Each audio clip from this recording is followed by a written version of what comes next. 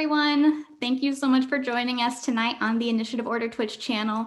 As you can see, we are having a bit of a difficult time with our tech tonight. We are not tech testing. Tech is testing our patience.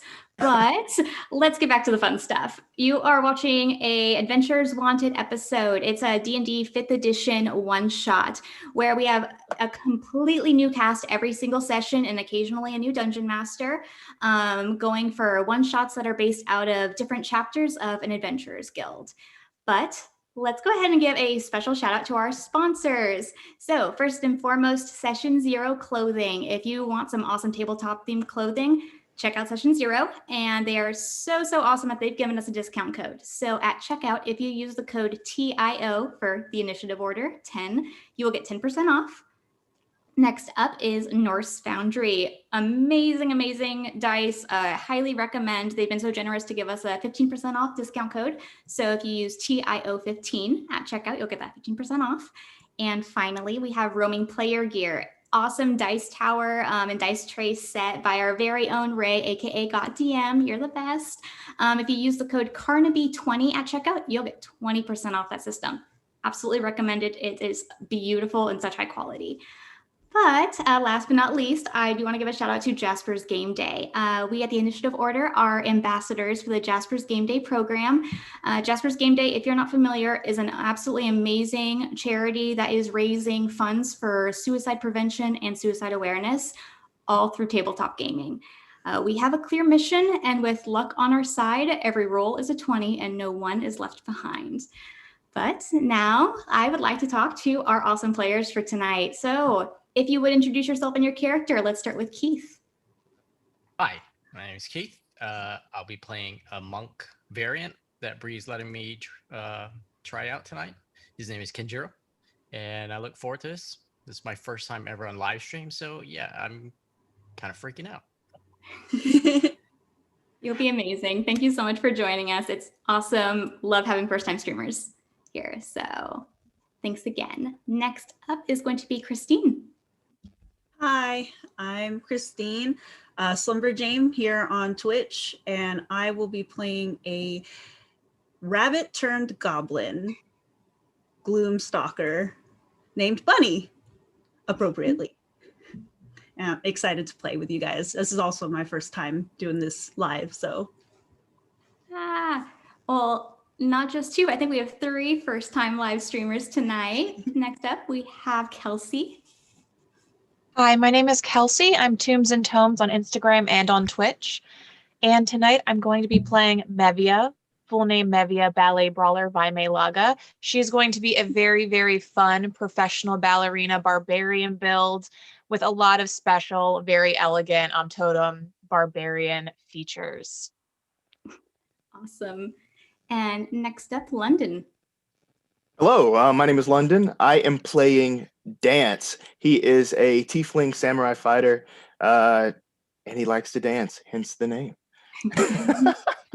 Amazing. And last but not least, to Nathan. Hey everybody, my name's Nate. You can find me on Instagram and Twitch and at the Initiative Order at Dungeon Master Discussions. Tonight I am playing the character of Grimm, a half-orc blood hunter. So second time playing this class, super excited to try him out again. And yeah, should be a good time. Perfect.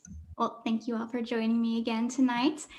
If I'm doing this correctly on my end, because I love tech, you should be hearing some sound coming through here shortly. And with that, let's get started. So this group of adventurers is well aware of one another.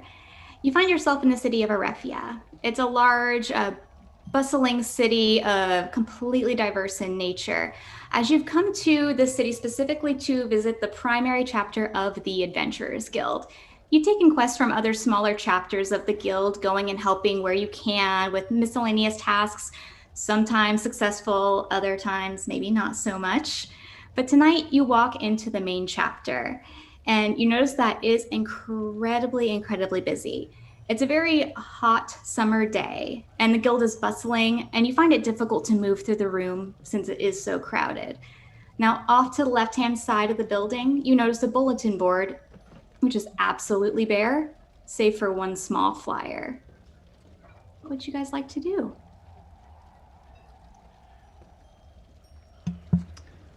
Grimm will go ahead, and you guys see this sitting about 5'11", half-orc gentleman wearing simple brown leathers, kind of a tattered scarf around his neck, simple scimitar at his side. Noticing the board, and does it appear anybody else is checking out the board, or is it kind of just?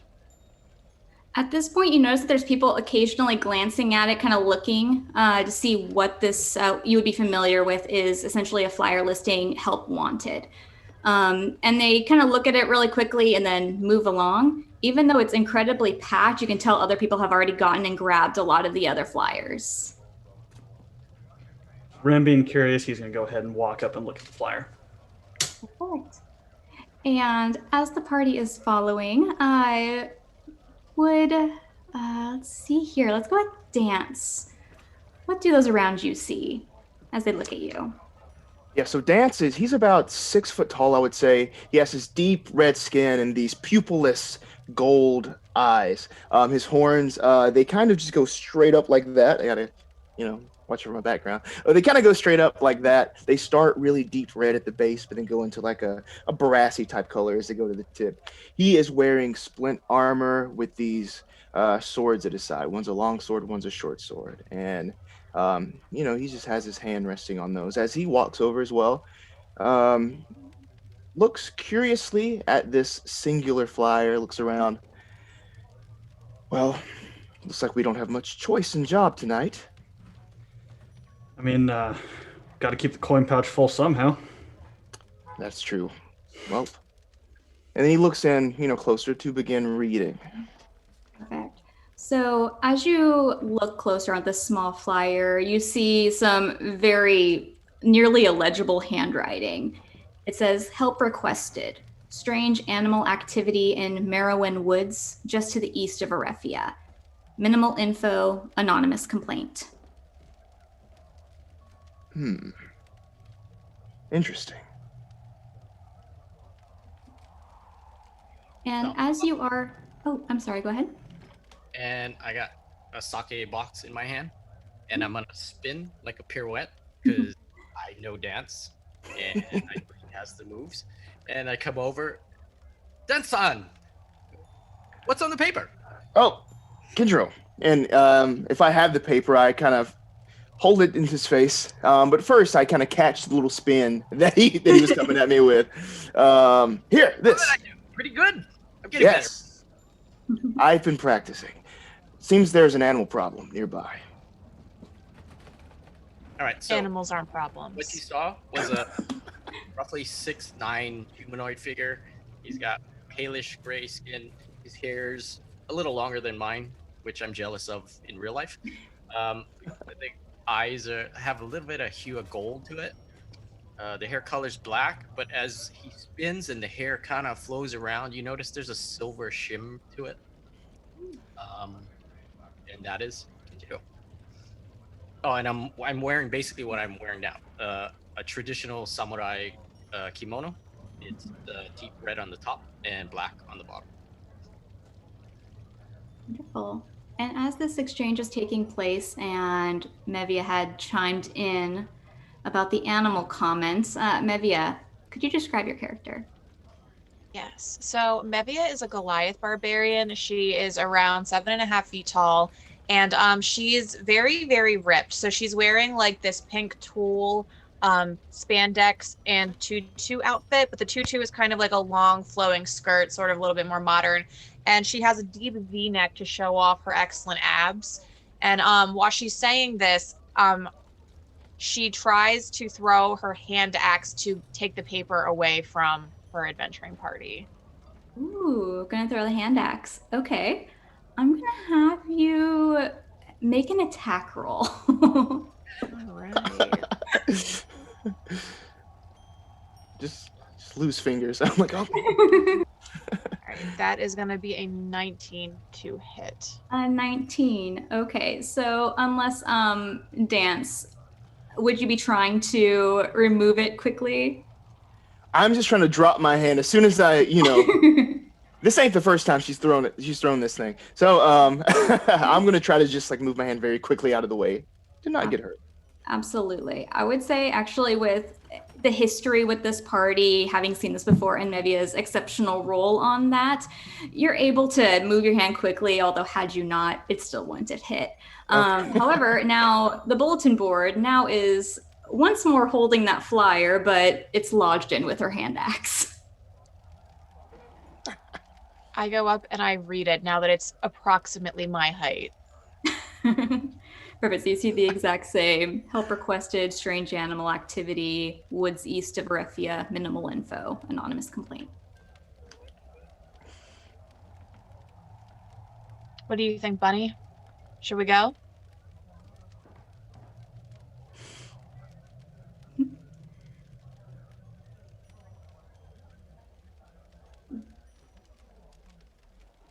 You heard her. And Bunny, I apologize. I can't hear you. Can you hear me now? I can. Okay.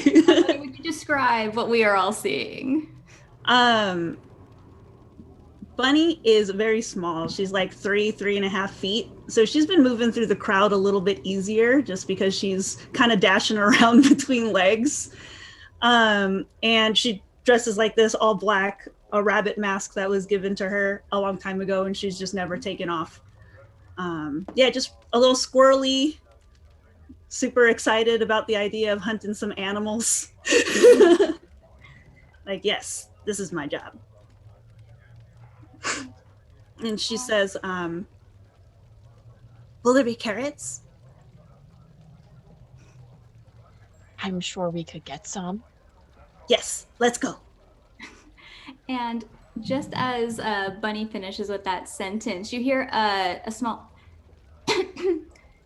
well, we don't have any carrots right now. And as you turn, you see a small statured half-elf woman who's standing nearby. She looks like she's in very official clothing. You would surmise that she is possibly one of the attendants here, who's able to assist with making sure that everything's being taken care of properly and people are getting paid for their quests. She points down at the, or I should say, points up at the note that Mevia is now holding, and says, "Oh, are you going to be taking care of the animal problem?" Oh, watch your words. Animals aren't problems. Oh, I'm sorry. The animal activity. I think so. As I look up at it now too, it's far above me. Yes, I believe so. This is our group. Oh, perfect. It's amazing. And you see her procure a small clipboard, and she starts kind of writing down some notes. Well, as you can see on that note, I don't have a lot of information, unfortunately. That's pretty much all that was given to us. And in terms of payment, it's also pretty low. I have to be honest. That's why we've had it for like a week now. But I can guarantee 50 gold pieces. Peace? Total. What do you all say? I take a sip and can you get carrots at least for Bunny?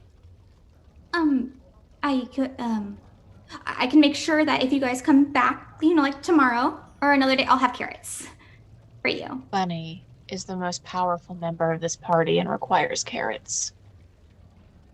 As she kind of looks down, I believe it. Mm-hmm. At this tiny little goblin, this goblin is like, yeah.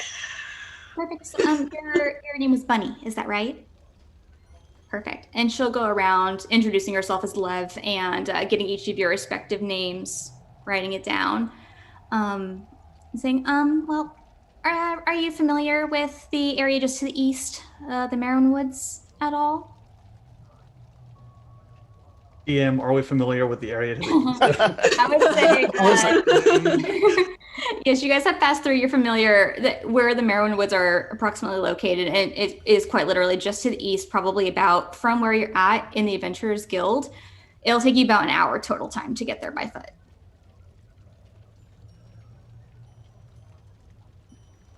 Let's go. Okay, perfect. Well, as soon as if you're able to find out any information whatsoever, I know there's not a lot to go off of honestly, I don't even know what we're looking for in response. But if you can give us an idea of what's going on, some sort of proof, I guess. I don't know. If we have an owlbear problem, I just want to know there's an owlbear problem. But just come back and talk with me with everything you find, okay? I believe she's telling us all the information she has. Go ahead and make an insight check. All right.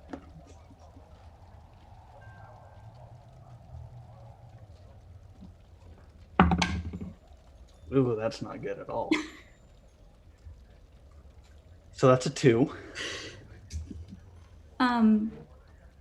You would trust her with your life.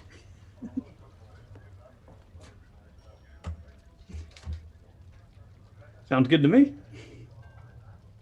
Yeah, seeing my group, seeing Mevia and her size and been with these people, I'm like, yeah, this is easy. Let's do this.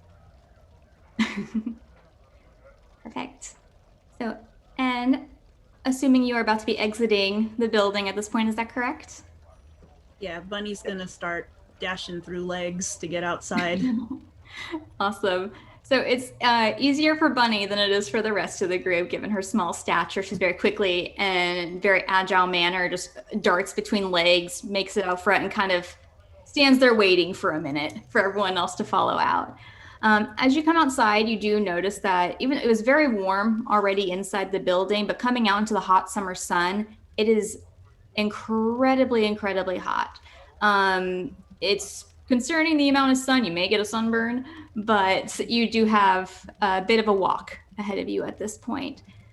It takes about, like I said, an hour trek from the guild. Is there anything that you would like to discuss or anything that you're doing on the way there?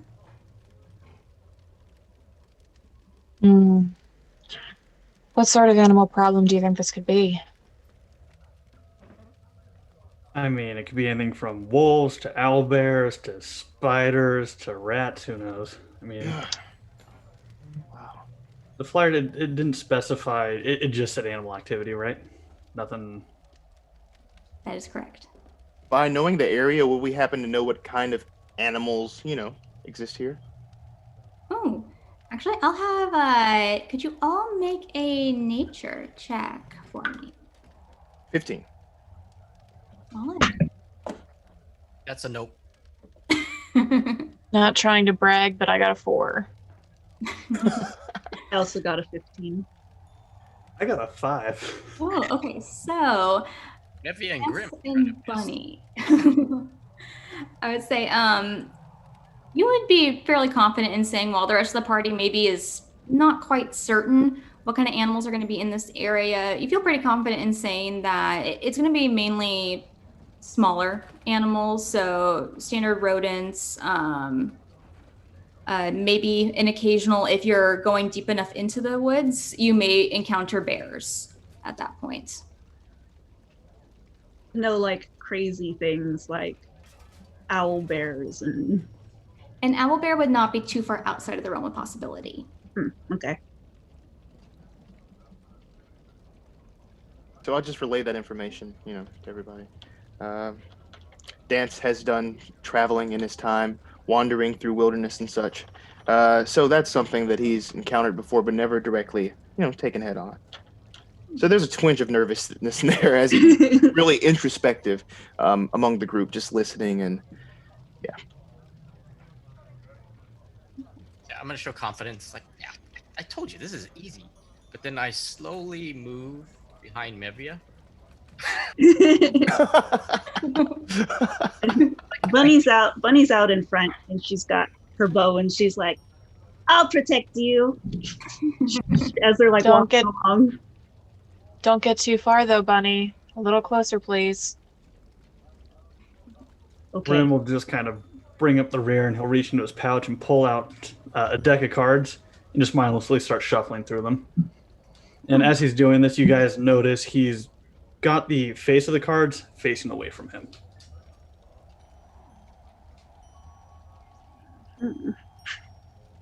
Would I have known what you have done before previously?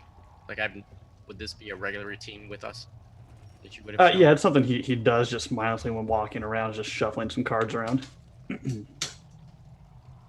For concentration's sake. something like that. So with the information given from Dance, as we're walking along, I'm just also, while I'm kind of shuffling the cards, just listening to hear if I hear any like bear grunts or twig snapping, any type of movement. Oh, okay, understood. So, easy enough. I would say, can you go ahead and make a perception check?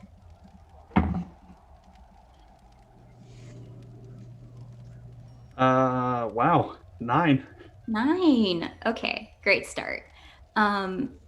Say the road east eventually, as you are about an hour into the trek as expected, eventually splits and continues in two different directions, one heading north and then one heading south. That forested area that you were anticipating continuing to the east. As you're walking, starting to walk into it, and Grimm, you're trying to listen for any type of strange movement, loud sound, something to be concerned for. You're primarily hearing just the footsteps of your party members. Makes sense. Hey, Mevia, could you step a little bit more softly? I'm trying to listen for bear sounds here. I'm very quiet. My totem is an elk, Grimm. Maybe it's you. Have you considered that? You know what? I will take that into consideration. It's definitely not me. So, as the group is starting to head into this forested area, assuming you are wanting to do that, correct? Okay. Yes. Perfect. As you start heading into this forested area, there's not like a specific path, at least not a man-made one. Eventually, you do notice that the air around you, despite it being a really warm summer day, it's incredibly thick. Looking up, almost all the sunlight that you were feeling beating down on you before has really been blocked out by the large trees. And you notice that it's starting to actually get pretty cool as you're walking through here. You notice a path that appears to be frequented by animals. And at first, you're noticing it's only about 5 feet wide. Eventually, as you continue in further, you notice that it does start widening out further. It's now into about a 10-foot path. Would you all make perception checks for me?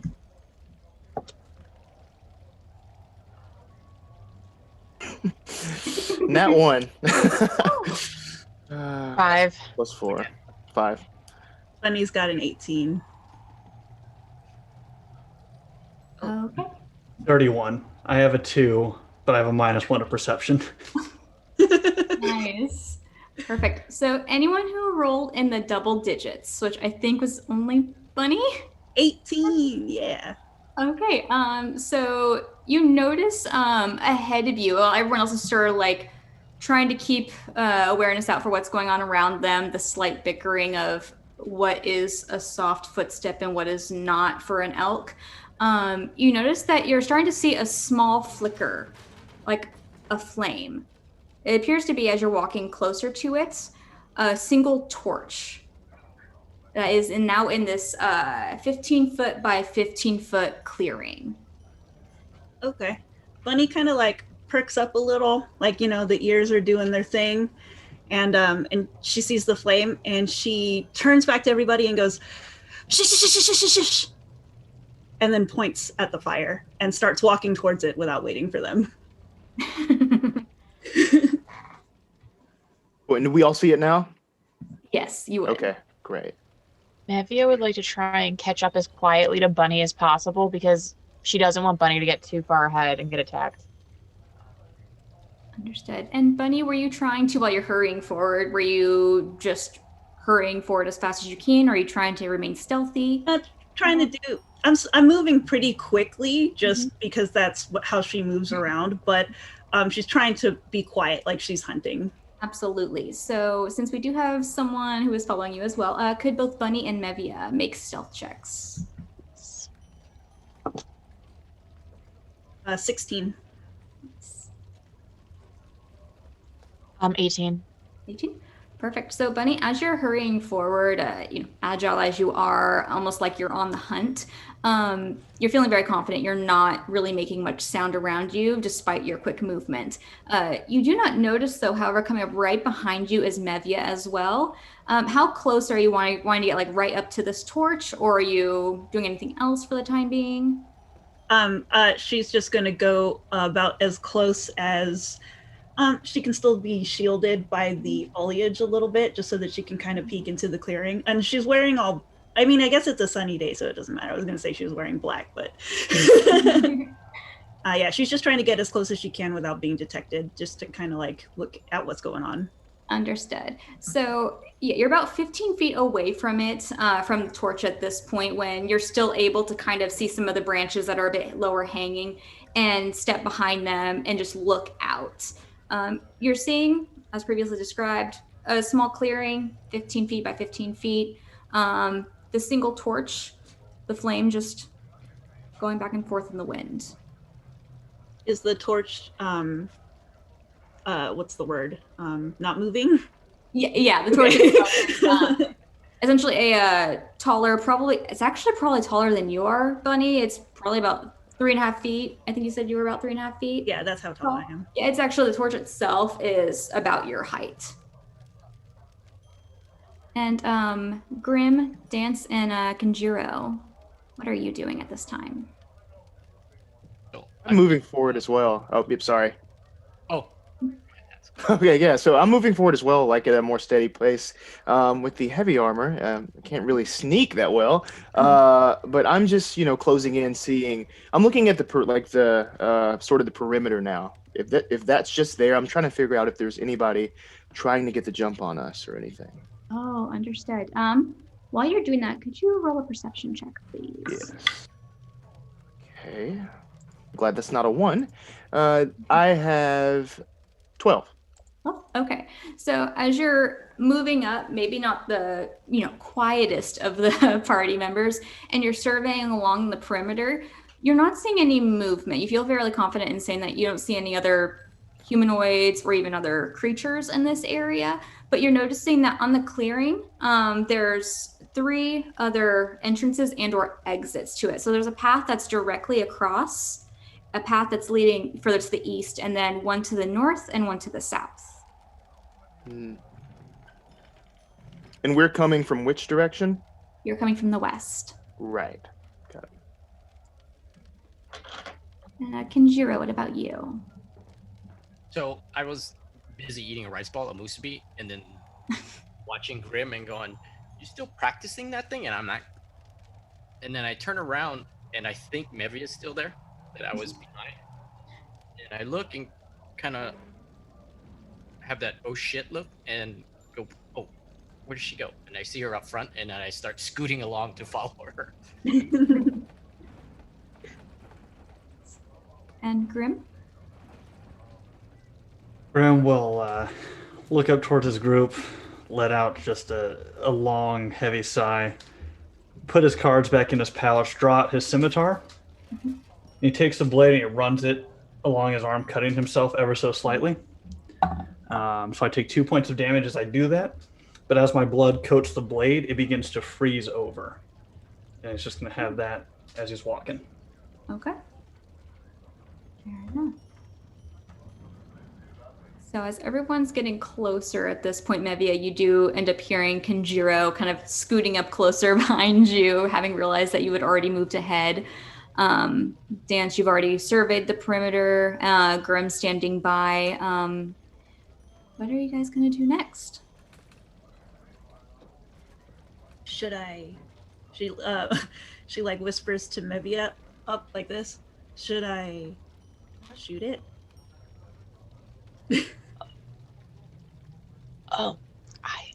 I'm not so sure that we should do anything. Does it seem like it's hostile? Just seems like it's fire. I know, but what if it's a trick? I'm gonna shoot it. And she takes her bow out and aims it at the torch. Okay, I'll go ahead and make an attack roll. That's a nat 20 plus 8, 28. Ooh, wow. Okay. So, and were you aiming for the flames specifically? I was aiming for the torch itself, not Okay. necessarily the flame. Understood. So, as you're very quickly pulling back your bow your arrow, as it strikes true, you don't really see any change around. It shimmers kind of shifts ever so slightly due to the amount of force that just hit it, but it's still remaining there. Seems safe. May I please make a perception check to see if I sense that there might have been anything else that moved? Absolutely.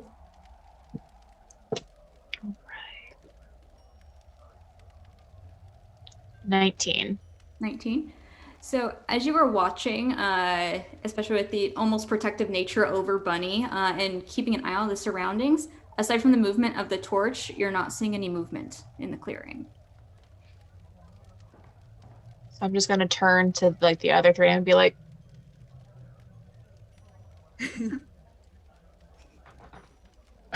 I go. Perfect. And Dance, were you walking into the clearing? Yeah, I'm going wherever Mevia was calling us to. Perfect. Yes. Are you going to go into the actual clearing? Is that where was she? We're Or both what- hiding word. still. Got it. Well, I'm going not into the actual clearing. Mhm. I'm joining the rest of the group. Perfect. Same thing. Why don't you guys go out there? I'll do it. Should I do it? I'll go with Don't you. put that on your nose. Well, that's fine. Bunny's going to stay hidden clearing. still and have the bow out just in case. Absolutely. It's very Mevia strange and for a you. random torch to be in the middle of a forest. And so, Mevia, as you're walking forward, you walk up to the torch. How close are you wanting to get to it? Are you going directly to it? Yes, I am. And Grimm, you are following, is that correct? Yeah, and seeing her moving directly in there, Grimm's going to try to pick up his pace a little bit and try to beat her there. Okay.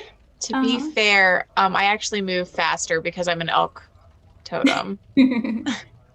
Grimm's competitive. It's fine. You know what? Mevia doesn't even care. She sees it and she's like, again, not again. And she just lets him get there first. Because she's just like, whatever. As Mevia starts moving forward, Grimm, you're following almost with like this determination of wanting to beat her there, whether you'll admit it or not. And you are not at all surprised at how fast you are. You're an incredibly fast man. And you get there right before her. But you're standing right at the torch and you're feeling heat come off of it while your surroundings are still cool.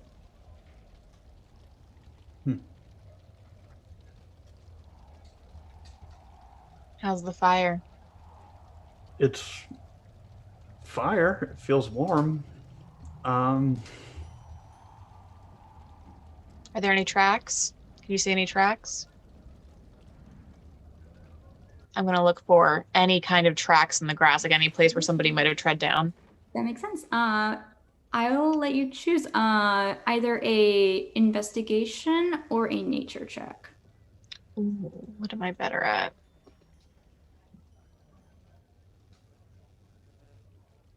Ouch, neither. I critically failed and I have a -1. Just so we're clear. Good to know. So, Oh, no, I'm sorry. Grimm, were you also making a check? I was going to ask you, being a blood hunter and a worshiper of Dendar the Night Serpent, who grants me my magical capabilities, would I be able to determine if there's any type of magical mumbo jumbo coming off this fire? I would say an Arcana check is necessary.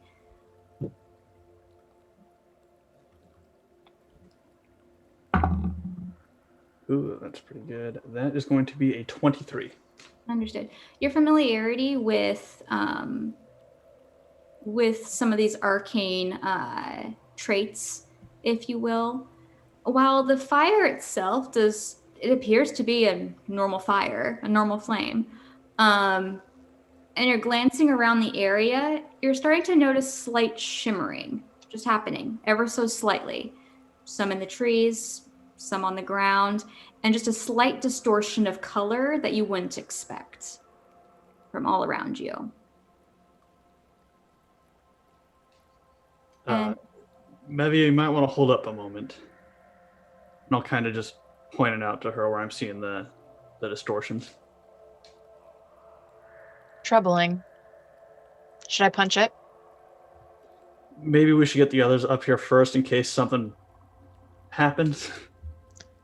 That's why we should leave them over there in case something happens. Fair enough. Hey guys, be ready. I'll shout that back to them. Bunny holds up from the bushes. Hand goes to my side, eyes locked on them. Got you. Got you. And I kind of nudge Bunny. I'm like, you want to bite of the rice ball as we're watching? Go ahead. Me too, Kenjiro. And she's got her like this, and she's got the rice in her mouth, and she's like. It's like watching a movie. So as Mevia is looking around, with the earlier check for any type of prints, I would say that you are noticing that there are different footprints in the area of varying sizes. You're noticing there's some that appear to be larger, one that you may assume is from a bear, and some smaller ones as well that could be, strangely enough, from small rabbits. Not unlike your friend, so less goblinoid. But as you're checking around this area and the peanut gallery is exchanging their snacks, are you heading in a specific direction? So Grimm showed me these distortions, and I'm going to attempt to see if I can attack one. Okay. Like maybe like with a jump in the air, ballerina down kick. Perfect. So just for flavor in this one, why don't you go ahead and make first an attack roll, followed by a performance check. All right. I critted on the attack roll, but my performance might now be like the worst thing ever. Okay, not the worst thing ever, but not a crit. Let's see. Performance. 15 for performance. Okay. So as you're noticing a slight distortion occur on one of the lower hanging branches, and you're able to very elegantly leap forward with your axe, try to slice through it, that branch goes straight to the ground. It's cut clean through. And you're noticing that while you stick that perfect landing, there's still a slight distortion in the air. And then moments later, it goes away.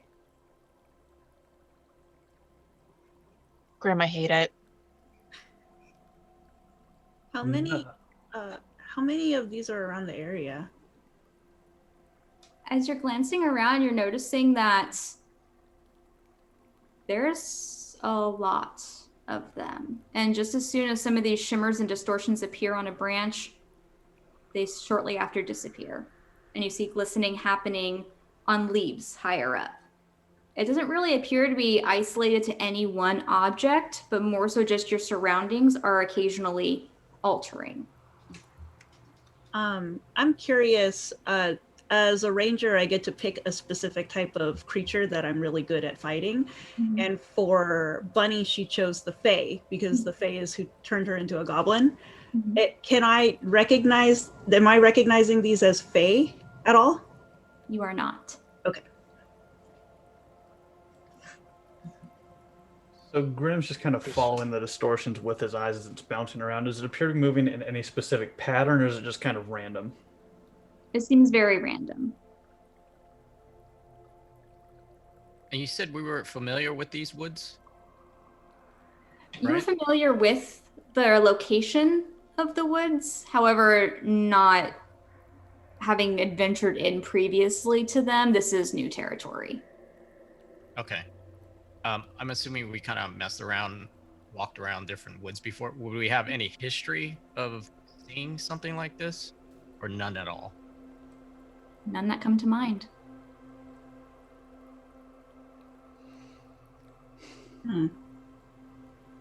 Should I shoot it? I don't think it's going to do anything. So yes, shoot it, just in case.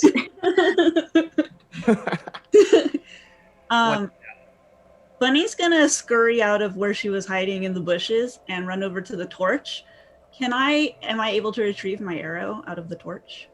Yes, I'd say you're able to go over very quickly. It may take a minute. You had a very, very good aim on this, and it secured itself pretty tight. So it'll take a minute, but you'll get your arrow. Okay. Once I get that out, I think she's going to aim for the distortion that is the highest above them, and just try to shoot it, see if anything happens. All the tallest one she can see. Understood. Go ahead and make an attack roll with it. 5 + 8, 12. Cool. As you're aiming up and looking at one of the higher branches that you're able to see, you let your arrow loose. It flies up. It goes through the area that you believe the distortion's present in, and it disappears. Doesn't hit a branch or anything. So your arrow's gone. Fair. I think Dance would like to, after seeing that, would like to try to touch this. As crazy as that sounds. But he's like, do you think that I should try to go through this, if possible? I look at Dance like, yeah, you do that. If things go wrong, I'm counting on you. And so Dance just extends his arm as far as possible and just inches close to this distortion, if there's some that's like, my level, and tries to see if his hand feels anything as it goes through. So as you find one that's fairly close to you, stick your hand through. You're noticing that every now and again, it feels a little bit colder. Not drastically so, not causing any damage or discomfort. Just a little bit of a chill. Okay. And it doesn't get worse the further I would go in? No. Okay. It's just cold. Did we There's no see pain. any other torches from where we're at, or is it just the one? So as you're glancing, you do notice that it has everyone come into the clearing at this point. Yeah. Okay. So as you're looking around, you're noticing there was that pathway leading to the north, to the east, further to the south.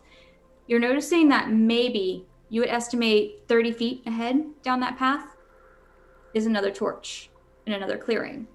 To the east, another torch in another clearing, and the same to the south. Okay.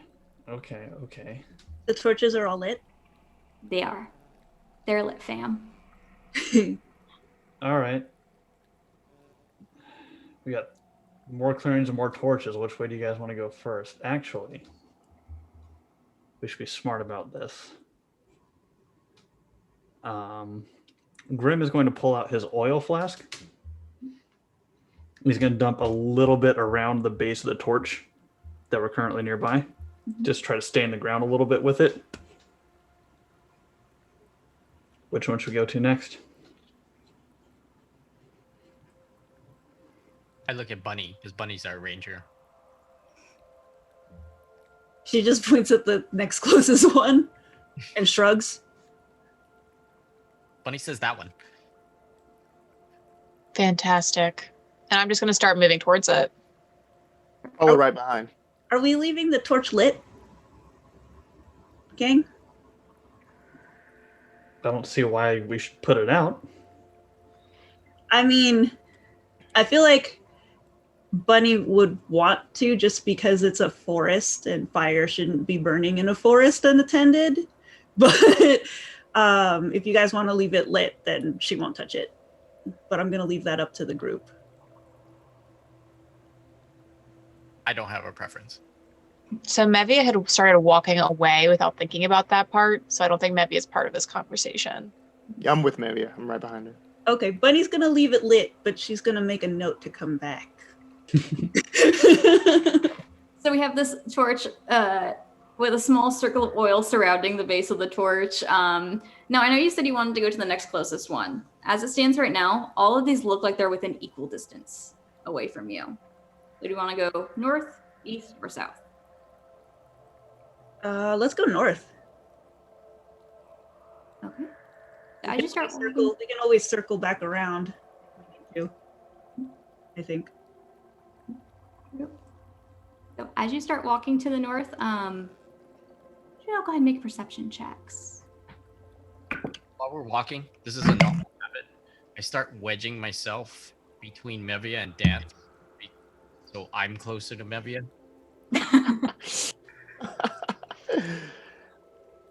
I want to be. I'm going to try to twirl myself between Kenjiro and Mevia. Ooh, okay. And I'm assuming that like while that's happening, like we all just kind of start doing a dance as we're going along because we're all dancers. It's leg day, guys.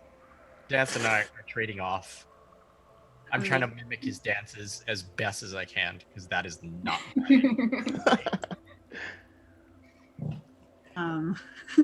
Bunny's gonna like look at them a little oddly and then run over to where Grimm is. Oh, by the way, DM, I rolled a 23 on perception. Perfect. What was everyone else's? 8.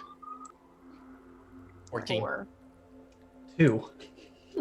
Ooh, ouch. Okay, Really? so honestly, anyone who was in double digits, which I think that left Bunny and 14. oh, thank you, and Kenjiro. So as you're walking forward, Kenjiro, even with doing this dance with Dance and Mevia, you start kind of glancing around, and as you're walking forward, you're still seeing kind of like the distortion occurring every now and again, the glistening. And you're starting to hear a slight sound every now and again that almost sounds like a small buzz, like a small electric zap suddenly. But as soon as you hear it, looking around, you don't see anything that would have, you assume, made that sound. And Bunny, as you're walking forward and keeping an eye on this new torch and moving towards this new clearing, you're seeing the same distortion, hearing some really strange sounds like that small electric current, but you're also glancing around and thinking, this area, as you start coming closer to it, looks exactly the same as the last. There's a path leading to what we believe now your left, which would be west, north, and east. Okay, so like the same, like I'm noticing it's the same trees with the same markings and the same bushes and things like that. Yes. Okay. However, as you get closer, there's no circle on the ground surrounding this. Okay, so that's the only difference between the last one and this one. Mm-hmm. Okay. She's gonna get right up to where the edge of the circle was at the last place and stop and elbow Grimm in the calf. Or however tall. And just be like, this is the same place. Are you sure? And Grimm will look towards the torch on the ground. See if there's no circle. She's yeah. Alright. I don't know how she would. She just says, yeah, it's the same. Like that tree over there is the same. Okay. And You understand we're in a forest, right? There's a lot of trees that look similar. I know trees. It's the same. So I let the group know that there was this little buzzing sound. That's what I heard, and I let them know that. I heard something like that too.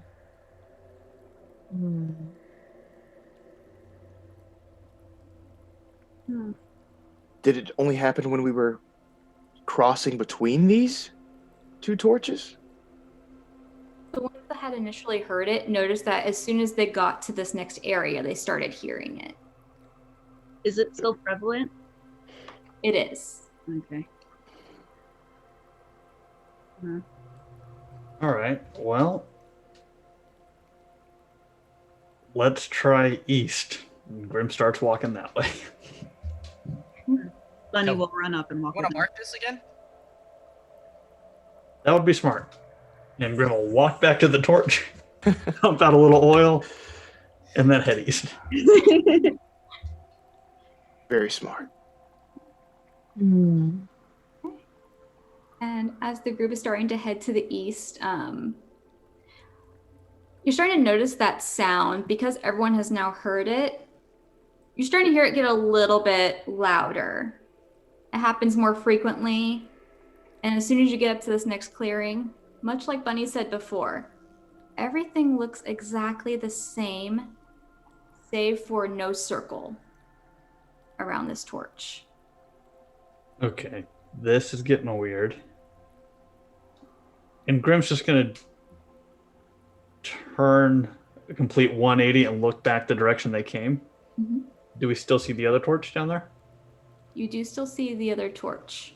And because you had created it, you see the circle still on the ground. Okay. Okay, so the circles aren't.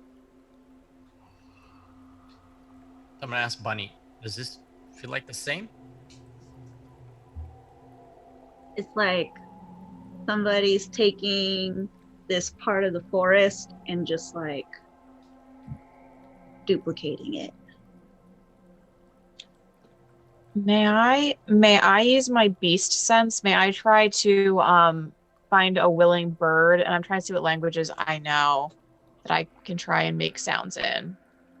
Just common or giant. Why not? I'll go giant. May I please try to use beast sense to try and use the senses of a bird to scout up above? Ooh, understood. So with beast sense, you would need to essentially, there would need to be an animal for you to utilize, correct? Mm-hmm. But as you're looking around, especially with being a totem barbarian and having familiarity with this process, you can't find any birds whatsoever. So I was kind of like singing this giant form of almost like a Disney princess song, which probably sounded strange to you guys from the outside, and I just stopped. Did they say there was an animal disturbance? Because are there any animals here? Is that the disturbance?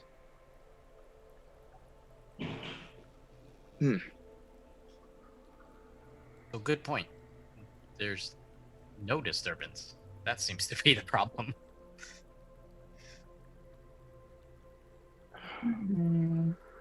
Did something eat the other animals? Maybe a bigger animal?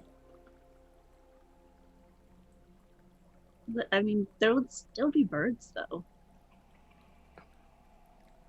True. What's with the path that Bunny said is the same? It takes us to the same place. Do we see any tracks on the ground in this area? In this area, I'll give this as a free. No, you're not seeing any tracks. Though now you've gone around Grimm and you had just, correct me if I'm wrong, you'd made the circle around this torch as well. Actually, at this point, Grimm's tempted to just cut this torch out of the ground and take it with him. Just to make it super obvious. And Bunny's going to encourage this behavior.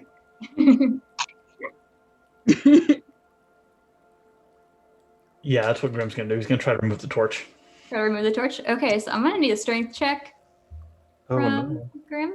And Grimm, as you're getting closer to this, now being completely in this clearing and looking around, and you're seeing the same straight away to the east, further to the north, and to the south. And with that strength check, I'm sorry, could you also make what's your passive perception? Not good. 9. Okay, so Make an active perception check then, because that's. So for just the straight strength check was a 21. Oh, okay, good. And then, for the active perception, 16.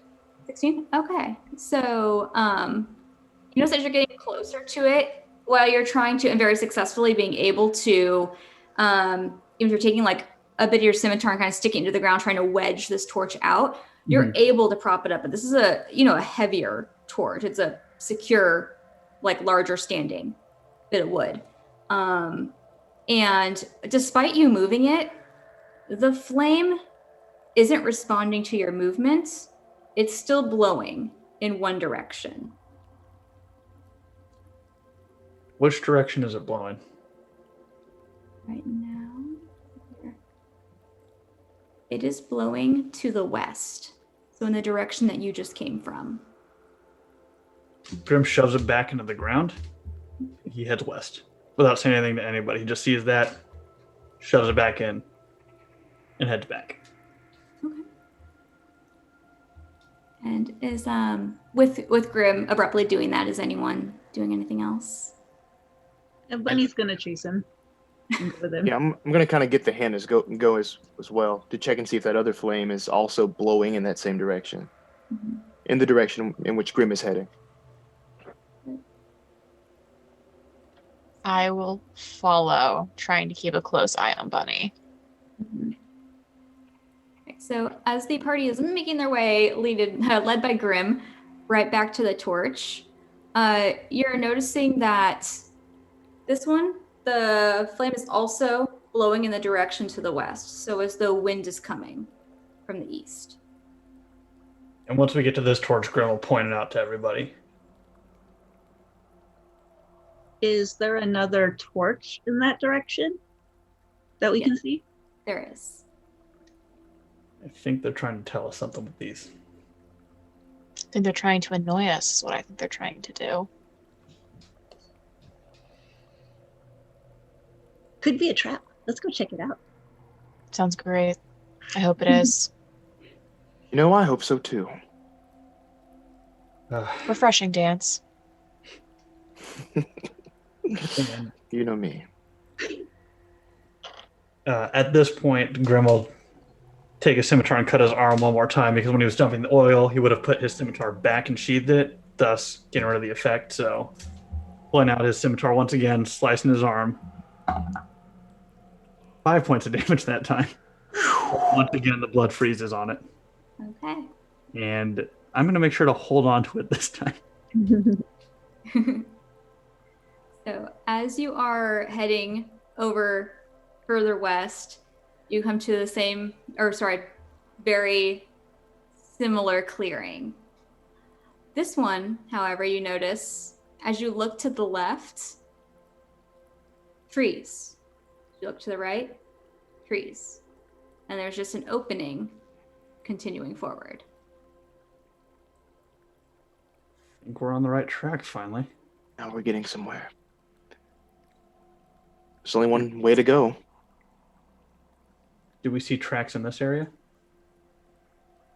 You do not. I think somebody lied about the animals.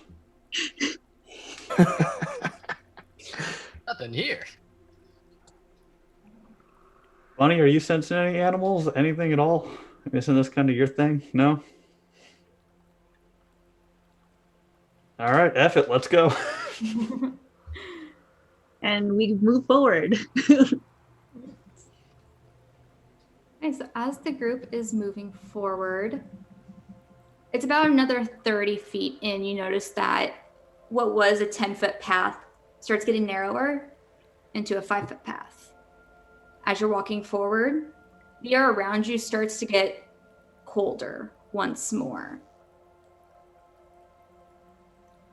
So shortly after, that 5-foot path ends and it opens up to a much larger centralized area. As you look up, there's still many branches that are obscuring the sunlight from coming in, although small bits of light are still cast through so you can see. It's still dimly lit, but the area seems overrun by equal parts of shadow and shimmer. It almost appears to be a magical effect. Looking ahead, about 20 feet before you, there's a really large black stone in the center of this clearing. You Is see this- paths leading off to the west and to the east.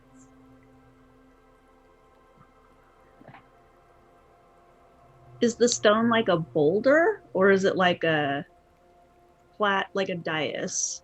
It's a nice boulder. It's a good. Nah. Looking over, it appears to be kind of almost as though it's jutting out of the ground. And it's about what you would guess, because it's much larger than you are, Bunny, probably about 6 feet tall. Okay. Is there any writing And- on the boulder? Are you all getting closer to check out the boulder? In order to allow them to investigate the boulder properly, I'm going to position myself in front of it, looking down, like kind of looking between either path with like my great axe in my hands.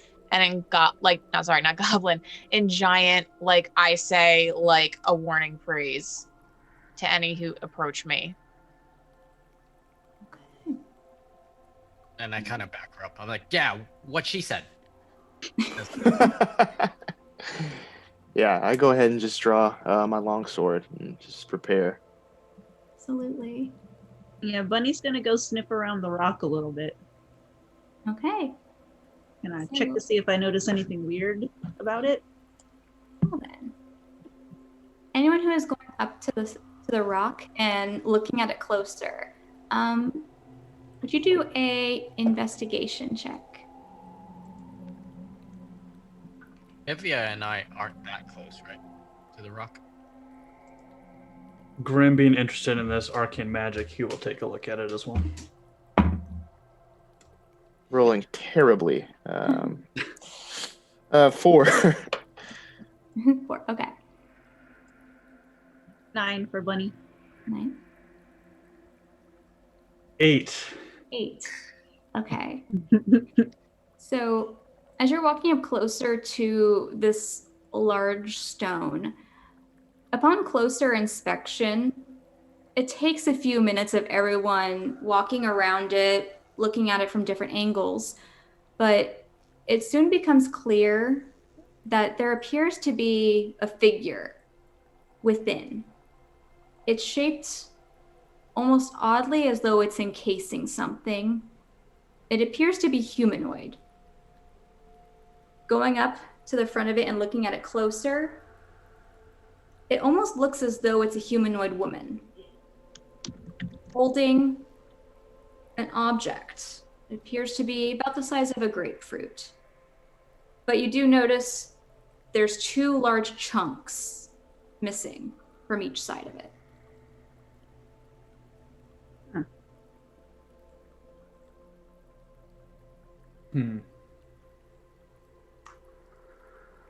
I think Bunny's gonna tap on it. So Bunny goes and taps on the rock. It feels like a rock. You're hearing sound you would expect to hear coming off of it.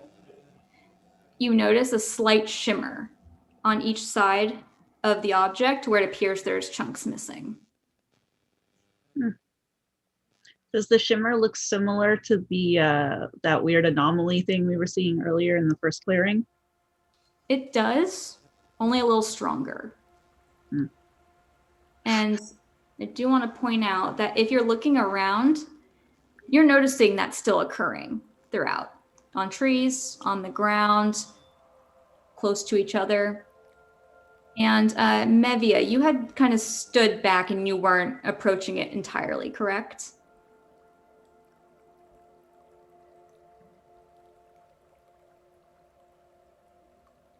Oh, I'm sorry, Mevia? Oh, I'm sorry. What was the question? Oh, yes. You hadn't gone entirely up to the rock, correct? You Oh, were... no, I had not. I'm sorry. Okay, oh no, I it's did not a not. problem. So maybe having, like, staying back from the rest of the party who was kind of looking over it, as you're glancing around, having given that warning, you notice that there is, on the ground, surrounding the figure, it looks like there's inscriptions on the ground in a circle. And just behind the party, where they're looking at where this object is in this figure's hands, it looks like there's burn marks on the ground, maybe 5 feet in front of it. I suggest you move away. Move away. Move away. You can stay, Grimm. Move away. Move away. What are you talking about? And I point at the runes and the burn marks. But I gesture with my great axe specifically. Do these look like they're a language, or do they look like an arcane symbol? They look like they're arcane in nature. If you would like to make an Arcana check.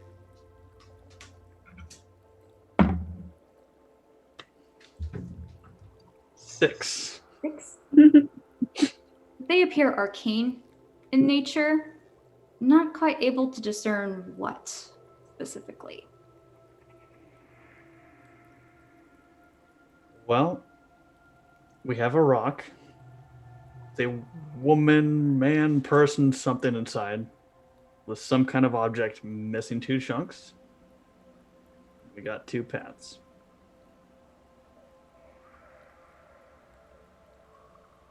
Bunny, do you know any animals that could do that to somebody?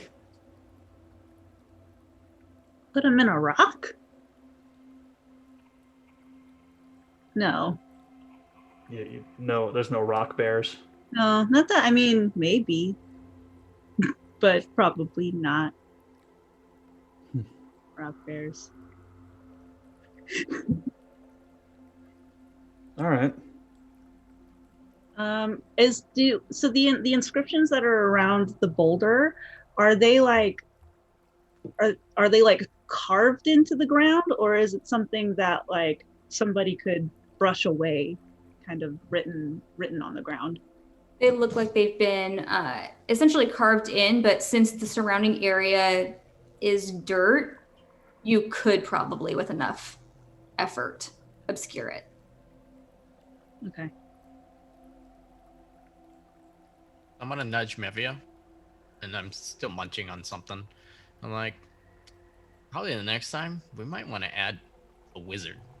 I think a wizard would help us with any of this kind of stuff. But there's such a liability. Do you remember what happened the last time we tried to help a wizard? Do you remember? You remember? Yep. But it's like they have these little arms. Little arms. And they just can't save themselves. Now we have one less friend. I can't read this stuff. Most of us Should I destroy it? Should I destroy them? No, just chill out for a second there, Punchy. I have no chill. Ever. All right.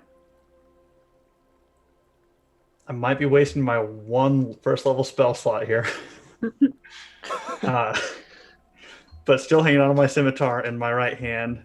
Grimm is going to reach into his pouch and pull out a little bit of soot and salt.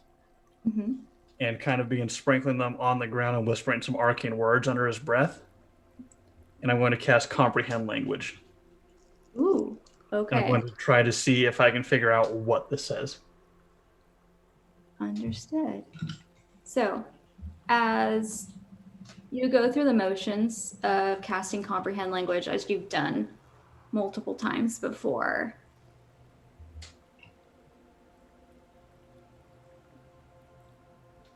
looking at it closer, you're recognizing that these are runes. They're not a language. However, just at the same time as you're looking closer on it, and the air around you has felt almost a little bit colder.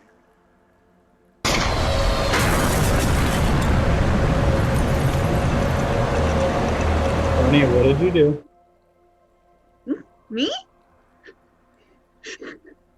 And with that, Grimm, I'm going to need you to make a dexterity saving throw. Oh, boy.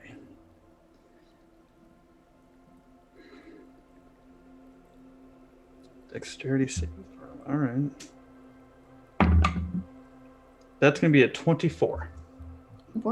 Solid. Okay, so this will take a little bit of damage. That you are going to be taking 3 points of cold damage. Okay.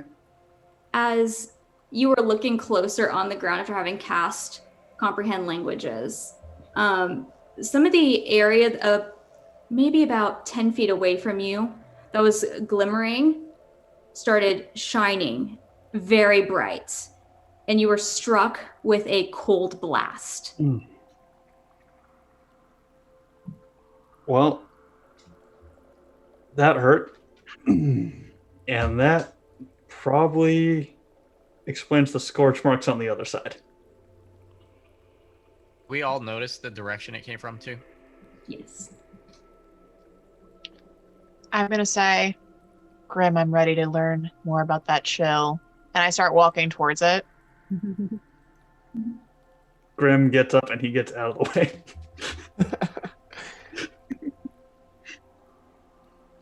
Yeah, and so you're walking towards the area where this effect came from.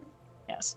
Walking over towards this glimmering area, what was very strange about it, and you'd been standing back far enough, what is your passive perception, Mevia?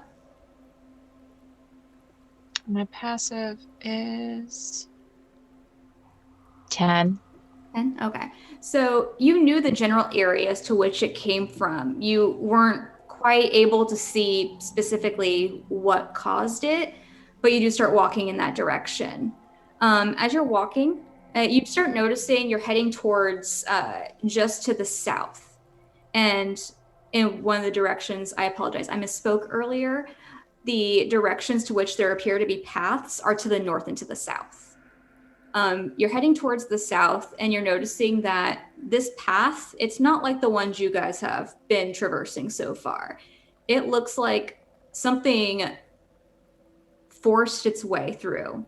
The shrubs, the branches are all broken down, and you're able to walk through at this point. Do you continue into it?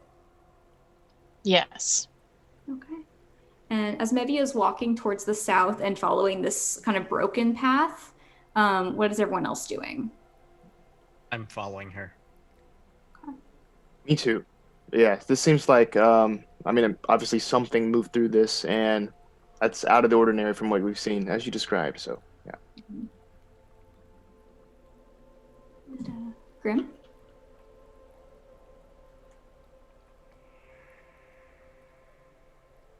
Grimm will grudgingly follow as well. And Bunny? Yeah, Bunny goes too. Okay.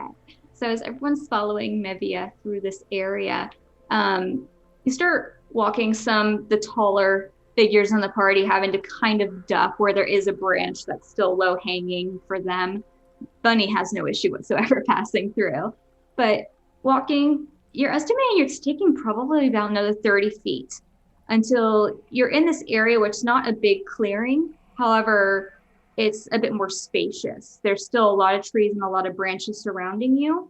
However, there is a glowing stone that seems to be stuck in the middle of what appears to be this large shrubbery, probably about 10 feet ahead. While we're walking down the tunnel, Bunny's using primeval awareness. Mm-hmm. And basically that is a ranger spell slot to sense whether any aberrations, celestials, dragons, elementals, fae, fiends, or undead are present within a mile. Doesn't tell me how many or where they are, but it'll tell me if there are any within 1 mile of the group. Understood. And could you repeat that list again? Aberrations, celestials, dragons, elementals, fae, fiends, or undead. Okay. One moment.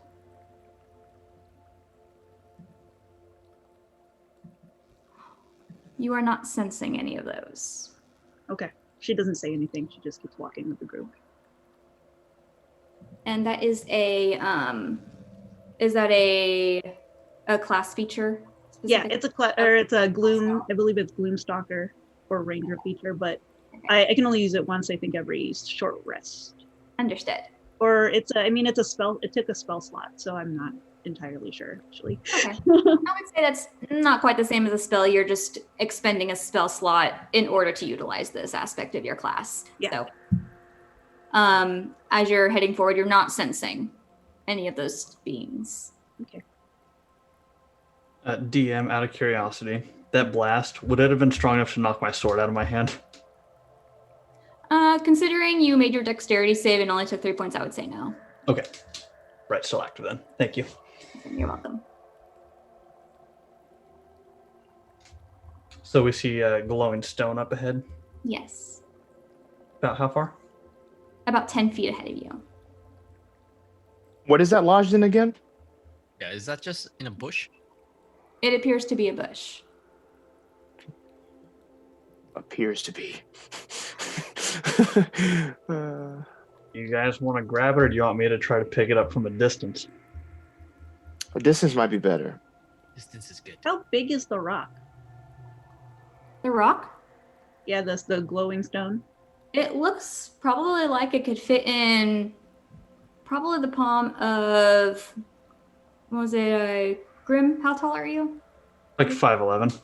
It could probably fit in Grimm's hand. It's probably 2 hands for Bunny. Okay. So Grimm will extend his left hand out. You see a spectral hand come from his and float over to the stone. I'm going to try to pick it up with Mage Hand. Okay. So as you cast Mage Hand and the spectral hand is floating over, going and grasping at the stone, it starts trying to pull. And the form of the bush that it's in starts shifting. And it starts moving up. And you're noticing vines starting to shift up into large, what appear to be arms. Mevia, you're up. You're up, Mevia. Let's go. Come on. And with that, we're going to take a break. So, because I figure we should probably take a break right now. We're an hour and a half in. So let's go ahead, take maybe a 10-minute break. We'll be back. Get food, get drinks. If you're still watching, thank you so much. It's so appreciated. But we'll be back in 10 minutes. So we'll see you soon.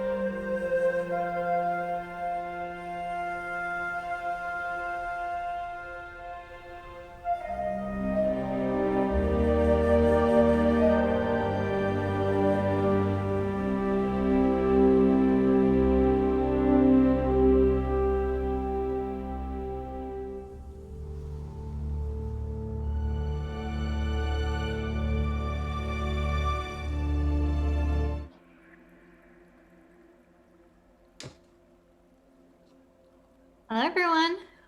Welcome back. Thanks for sticking around with us. So we are back from our break, feeling all refreshed and ready to see what this plant is going to do. So what was just happening? We had our party moving from the clearing with a very strange rock into another clearing looking at a strange rock. But suddenly, when trying to retrieve this rock, the branches around this figure started shifting. And as what appears to be this large mound moving forward, I'm going to need everyone to roll initiative. So as that thing starts moving, Let's go. I pull out my rice paddle, my shakushi, and I start putting out, and I start bumping Mevia and going, "Hey, that thing is moving! What did you do, Grimm?" Natural 20. Ooh, okay. 17. 18. Oh, I saved my good roll for this. Yes. 25. Oh, wow. Okay. So, dang, everyone. So let's start. So we had someone at 25. Was that correct? Bunny. And anyone 21 to 24? 22. Grimm. And 15 to 20? 19. 18. 19. Okay. 17. Oh my gosh. We rolled well. Wow. Now our okay. attacks are all going to miss. Hey, now. And dance. And then this figure. So we're going to be starting with Bunny. Bunny has a very high fight and flight response. So she's gonna shoot an arrow at the monster. She's not gonna move yet. She's just gonna, from where they're standing, she's gonna shoot an arrow at it. Go make an attack roll. Hold on. Nat 20 plus 8 is a 28 to hit. That will absolutely hit. So if you would go ahead and what you would normally roll, why don't you actually just do double damage on it for the crit? Damage is 5, so 10. 10 points of damage. And then she's going to use her bonus action to disengage and hide in the bushes and key up another shot for later. Okay, absolutely. So as you very quickly and hit true with the arrow, you notice, Bunny, after your arrow strikes into this very large figure and it starts kind of like shifting in response, the greens and the browns that you were seeing of the vines and the greenery on it are shifting in color. And there's that shimmering effect that you'd seen earlier, just amplified to where there's darkness around it as well. So you're seeing like just deeper versions of those colors as well as some black just shifting around it. Is that in the exact spot where I'd hit it? It's all over the figure. Oh, okay. But you're able to bonus action, disengage, move over, and try to position yourself like behind a tree. Mhm. Perfect. And next up is going to be Grimm. All right. Grimm has cut himself multiple times, and he is not wasting his damn frosty blade. So he is just going to charge up towards this thing, scimitar in the air, and just make a couple attacks down towards it. Absolutely. First one is going to be a 14 to hit. 14. As you're going in with your double-bladed scimitar, you miss very, very closely. All right, swinging down, then on the back swing back up, try to hit again. 10. Unfortunately, swinging back up also just pulls just barely out of the way. All right, it's a wiggly tree, guys. Be careful. That's all I got. Okay. And next up is going to be Kenjiro. So I watch bunny hit with her arrow. And I'm like, yeah. And I see Grimm miss, and I'm like, and I look at my rice paddle and go, and you notice it kind of shaking. And then I kind of close my eyes. I take a deep breath. And as a bonus action, I whisper out Straiku, and I'm going to spend a key point to give me advantage on my attacks this round. Yes, awesome. So the weapon of choice of Kenjiro is his Odachi. So he pulls it out from the back. It's this long 50-inch blade that you can't see because it gets blanked out by the camera. Is it? Oh, I forgot to ask. How close is it to me? It's 10 feet away. Oh, 10 feet? Okay. So I'm going to move into its space. And I'm going to draw. And with a standing, a two-handed standing stance, I'm going to cut down. Perfect. Okay, go ahead and So make here's that the first roll attack. with advantage. 60, 22. That will hit.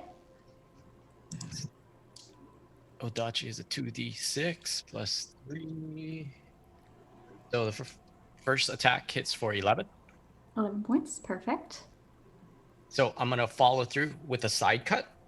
Mhm.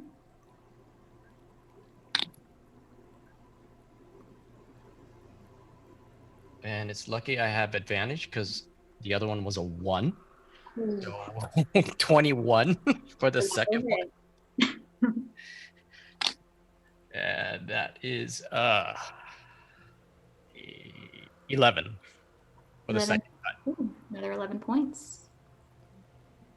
Okay, perfect. And those two swift strikes cutting through, you notice areas of the vines that were on it start glimmering even stronger, but cut through and you're seeing twigs. Pieces of it are falling off at this point, but it is still there. So I took the mobile feat. Mhm. So I'm going to back up a little Okay. bit. Yeah, I'll back up 10 feet and I'll hold my stance. And look at it. Absolutely. And with that mobile But feet, you notice the sword is like shaking. Perfect. And next up is going to be Mevia. All right, so as everybody sort of sprang into action before her, she had started to like hum like this like very tribal almost version of like the Nutcracker with like her eyes closed and like they just like snap open like this.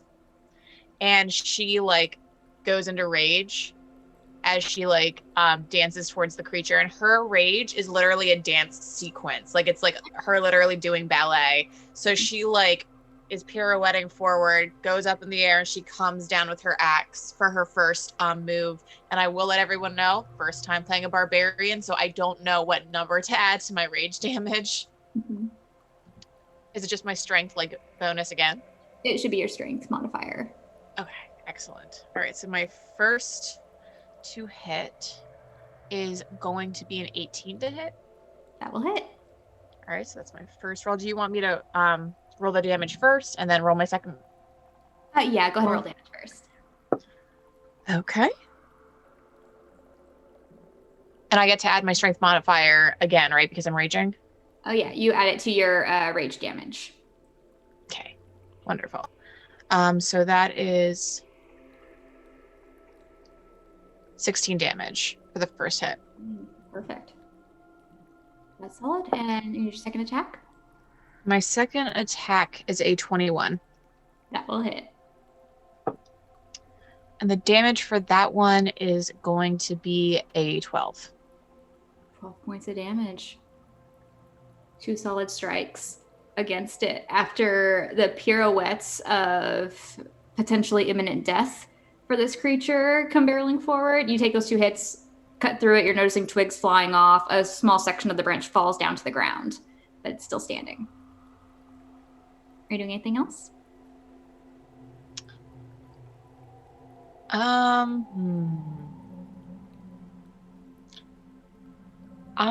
going to move back a little bit, but I'm going to stay in its range. Okay, so you're just kind of shifting off to the side. Okay, so shifting off to the side, you're not leaving its melee range, not provoking an attack of opportunity. Good. Perfect. And next up is going to be Dance. Awesome. So Dance is inspired by his partner in arms, Kenjiro, with the wonderful swordplay. And this he breathes in this fighting spirit, if you will. So I'm going to use that to get advantage on attack rolls for this, and also 5 temporary HP. He's going to run up into the range of this creature and draw the sword while cutting it into it. Perfect. So good thing I have advantage. That was a 4. All right, cool. So this will be 13. You're close, but it does miss. Okay, as it goes past, he's going to come down instead for his second attack. All right, I'll take that, but 26. That will definitely hit. Boom. Okay. That is 7 plus 4, 11 damage. Ooh, 11. That's been a common number tonight. That's awesome. And so leaning forward, as you get closer to this mound, you pull out your sword, just narrowly missing the first, but coming down, striking true with the second. And will you be doing anything else? That is the end of my turn. Perfect. And that is going to lead to this creature.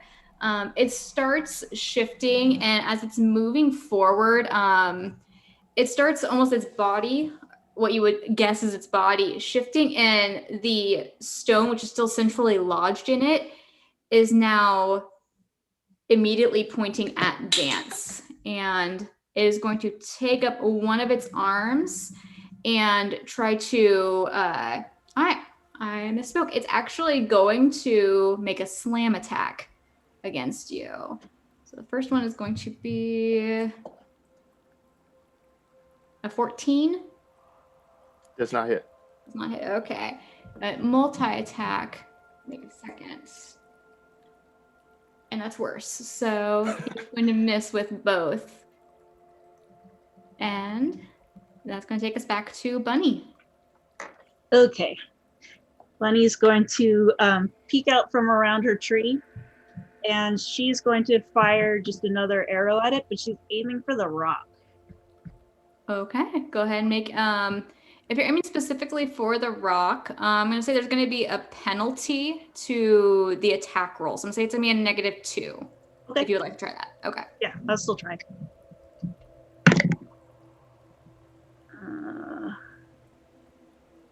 14 plus 8 minus 2. Oh man, you guys are making me do math. Hold on. 14 plus 8 minus 20. 2. That will hit. Yeah. So, I was like, hold on.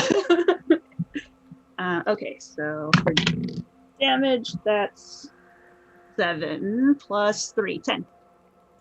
10 points of damage. Okay. So as your arrow strikes into the stone, you notice that the creature itself seems to be reacting much more viscerally to this than it did to the other attacks that were against it, even though as you're looking closely, your arrow completely splintered off, but it does appear to have taken damage. You hear what sounds to be off to just, my goodness, I'm sorry, just to the west in the thicket, a small squeal occur. Okay. But nothing's moving. Bunny is going to move closer to the sound, not really close, just a little bit closer, maybe like I don't know how far away she is. How far away is she from where the sound came? I would probably take you, if you're not trying to get within the melee range of the mound, then it's probably about 15 feet of movement. Okay.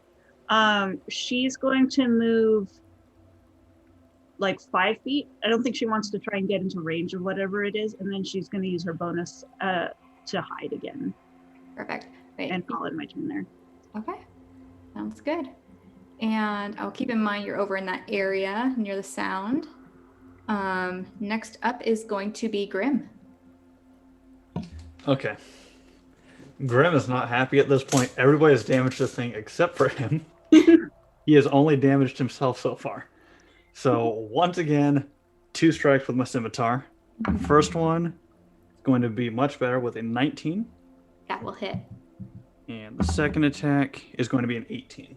18, that will hit as well. All right, so it's going to take on the first attack 8 points of slashing plus 2 points of cold, so 10 points total.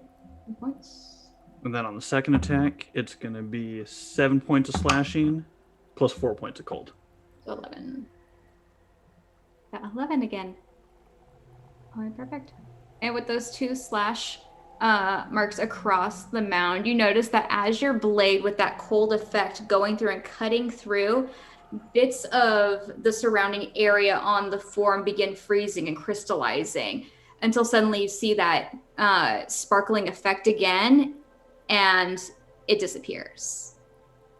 Or it is taking solid damage right now.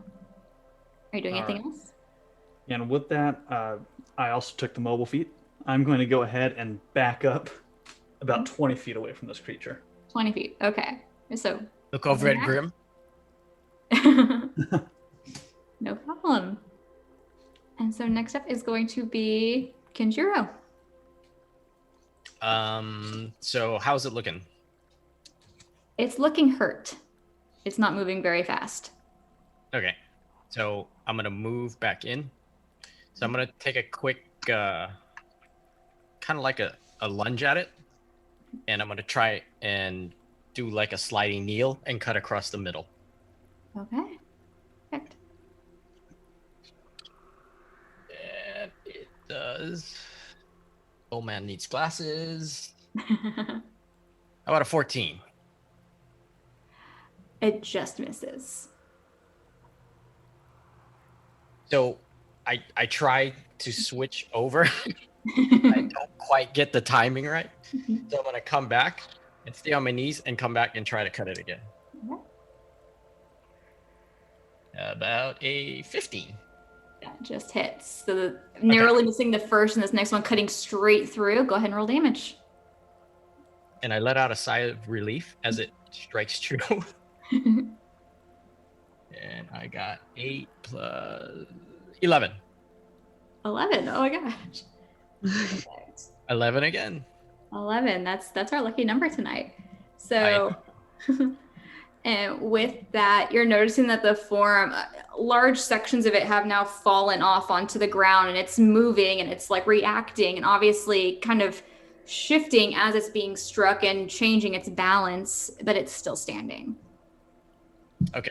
And as I did the first time and mimicking Grimm, I'm going to slide away from it, kind of to the, like 10 feet away, but to the flank of Mevia. Okay, sounds good. And with that, it'll be Mevia's turn. All right, and I get advantage right from the flank. I will say yes. Okay, wonderful. So the first one, highest one was a crit. Oh, perfect. Awesome. So go ahead and roll double damage on that. All right. So the first one's a 9. And then the second one is a 15. 9 and the second attack is 15 to hit. Oh, I thought, did I roll 2 damage die for the crit? Oh yeah, 2 damage die. You're using, it's a D12, isn't it? Yes, I'm using a D12. Okay, that makes sense. Okay. So total, I apologize, math. 24? Am I doing that right? Yes. Perfect. Okay, and as you're striking at this, would you like to describe how this thing ends? Hey! I would be happy to. So I'm in the part of my rage dance where I am like doing this like very, very elk-like leap into the air, and like I'm just slicing it this way, and I like take the whole like head off, and it sadly falls right beside Grimm. Perfect. As you described, what would be head of this figure topples to the ground, and the entire conglomeration of vines, branches, leaves kind of shifts over and leans onto one side, as the stone that was still squarely in what you would assume is its chest starts shining and drops to the ground. But could everyone make a perception check for me?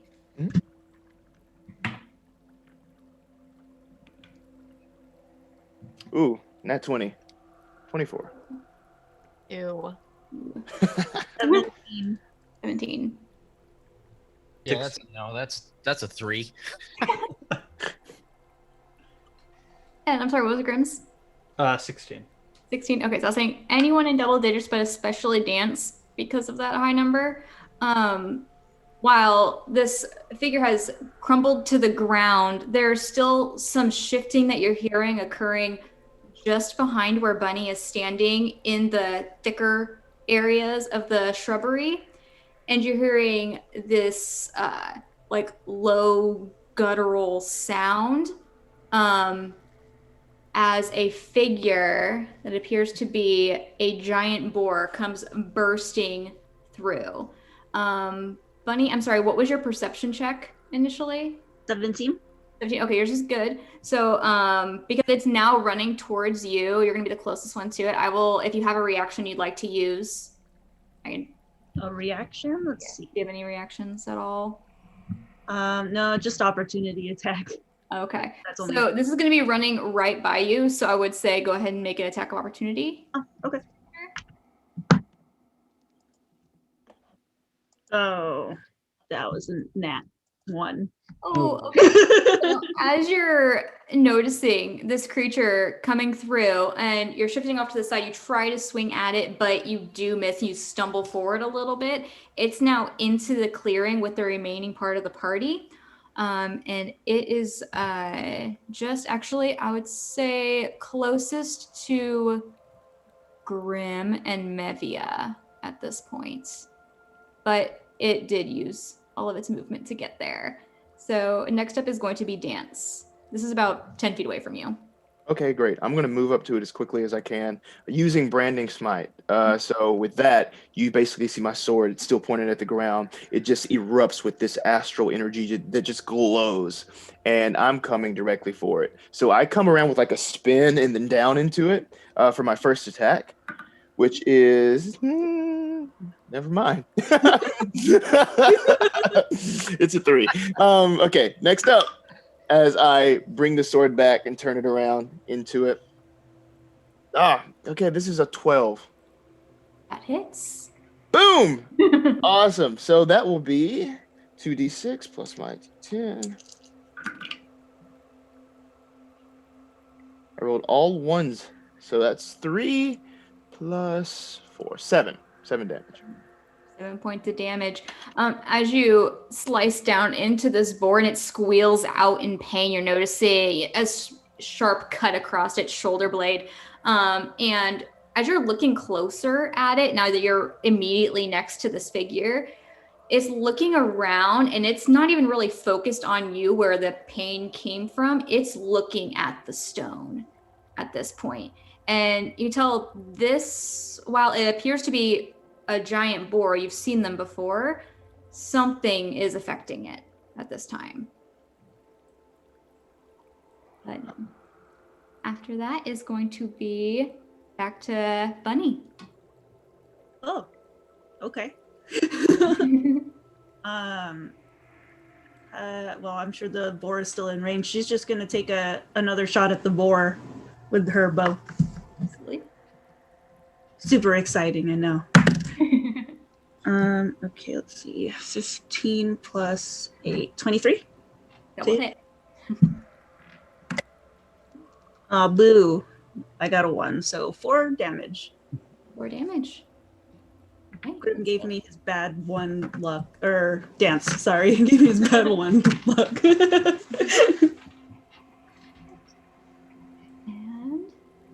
And she's gonna end her turn. She's not gonna hide or anything. She'll just shoot him and be done with it.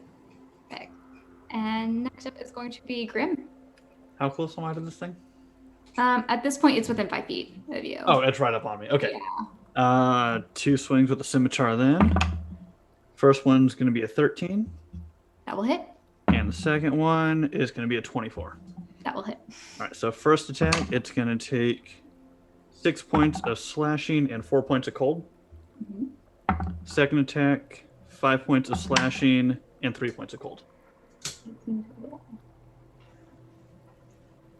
Perfect. And with the 2 slashes across the back of this creature, you're seeing the cold damage just kind of emanate off of its back as blood is spurting off to the side. And while it's making sounds of pain and its body is reacting, very similar to how when Dance is attacking it, it's looking at this stone and it's not reacting to you at this time. Doing anything else? I'm going to try to position myself between the boar and the stone. Okay. So you can do that if you try shifting around and placing yourself in between it and the stone currently on the ground. So you're going to be separating. It's a narrow fit, but you can squeeze there. And next up is going to be Kenjiro. So we noticed that the boar, well, I noticed that the boar is just focusing on the stone. Doesn't care that it's getting hacked up and pierced by arrows, right? Yes. So originally, I'm standing there and I was going to yell out, Abunai, danger. But then I noticed the boar is acting peculiarly.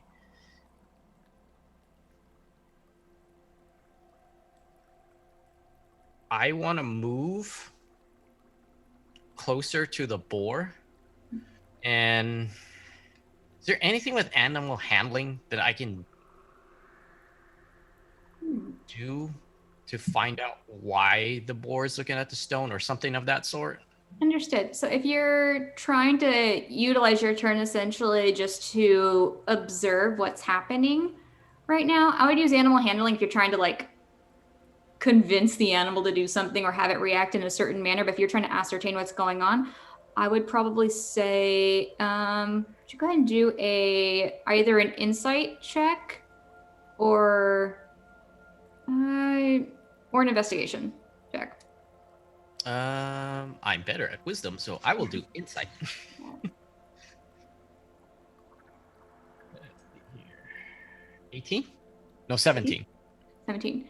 Understood. Looking at this creature, and obviously you've seen kind of like this effect that it has, still that shimmering darkness that the other creatures have had so far. It just seems like it's completely entranced and focused. Other than that, it's really difficult to ascertain why. This could be some sort of magical effect. It could have other implications to it. Okay. So yeah, I just yell out exactly what you tell me, that it doesn't seem like this boar is focused on us to kill us.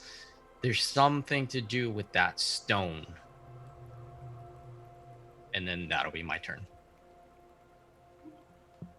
And next up will be Mevia. All right, so I understand he said that, but I'm raging right now. So I'm kind of very focused on my dance. And at this point in my head, I'm hearing like the backdrop to like the Fae Rune edition of Evanescence's Wake Me Up Inside, like Bring Me to Life, that song. So I'm gonna slice. Awesome. I'm gonna slice. Maybe 11. Oh, it just barely misses. Yeah, I figured. Ooh, but the next one is a 23 to hit. Double hit. Beautiful. All right, so 12 damage. 12 damage. Would you like to describe how you dispatch the second creature? So I'm raging, and like I guess the second that my brain is like can't wake up is like when I'm going to like I'm in this like very graceful like swing, and I make eye contact with Grimm right before I do it as I take its head off. Amazing. And Grimm, you're seeing Mevia very gracefully swing forward with the second attack, striking through, completely beheading the boar that's in front of you as its head topples down, and you see the eyes end up looking right at you. Of course they do. You guys are all out of combat. I shake the blood off my sword and put it away. I'm very energized. I have like blood confetti now on like my outfit. I'm still ready to go. Like I'm still in rage mode. You really enjoy decapitating things, don't you? Yeah. Are you offering Grimm? I mean, I'm sure I could find somebody for you to. Anyway, I'm gonna go get the stone. So I've seen Mevia in this state before, and I'm like, Mevia, we're done. You killed it. Hmm.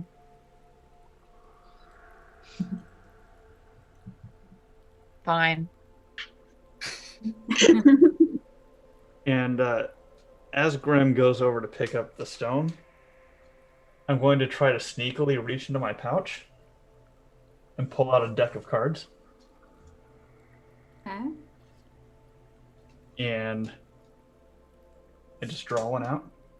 Ooh.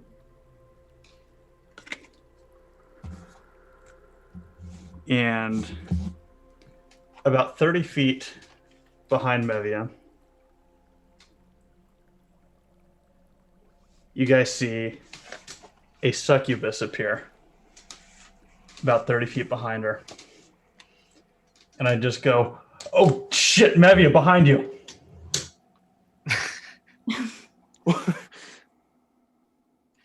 So I turn around and look, and I'm like, yeah, buddy.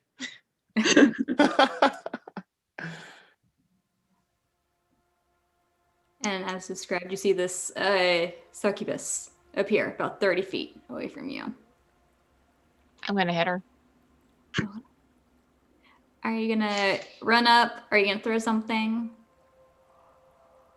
You know what? I'll run up. Okay. I'm in a mood. So as Mevia goes charging towards the succubus, why don't you go ahead and make an attack roll? All right. 21. 21. And Grimm, would you like to describe what happens? So you're charging up there, filled with rage, swinging your weapon through, and you just go right through this thing as it fades away as you pass through its space. You have all seen the murderous eyes of Mevia when something like this has happened before, and she just like whips around. Where did it go? That was weird, right? Did she do that, Grimm? Did you do the magic things? I have no clue what you're talking about. Anyway, I got the stone. Did he like grab it and pick it up? Did you grab it and pick it up, Grimm? Yeah, picking up with Okay. my bare orc hand. You're holding it. It feels heavy, like a stone does. Cold to the touch. You see that glistening all up around it. But specifically when you turn it over just a little bit, you're noticing a rougher side that appears as though it's been broken off. And that side is swirling incredibly quickly. Well, that's weird. So the boar was really interested in this thing. Does that do that in accordance with the boar? Does that make a difference? Bunny comes running up and she says, when I shot that thing, I heard the boar squeak. I didn't know it was a boar at the time, but I think it's connected somehow.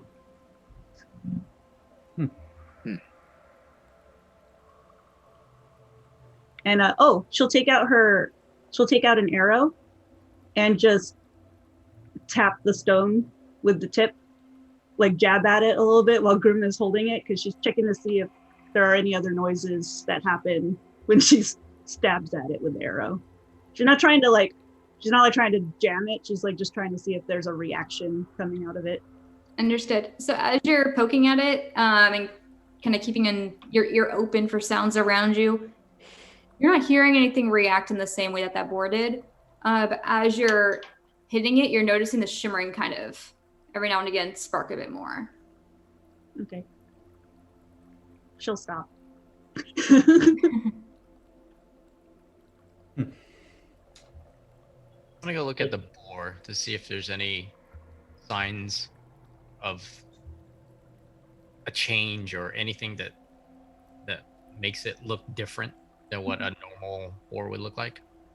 Absolutely. So, since this boar is very clearly dead, as you walk up to it and are looking at its body, could you make a? I'm gonna say an Arcana check on this. Okay. And that would be, yeah, that's a big note. That's a 1. Looking at it, I'll give you general descriptions of it. The boar itself its body looks like that of a standard boar. Its eyes, however, which are still open, appear to be completely black. There's still a shimmering that's happening around it, though it's faint at this point. It appears as though something was affecting it. It seemed to react to that stone, but you can't quite piece together why.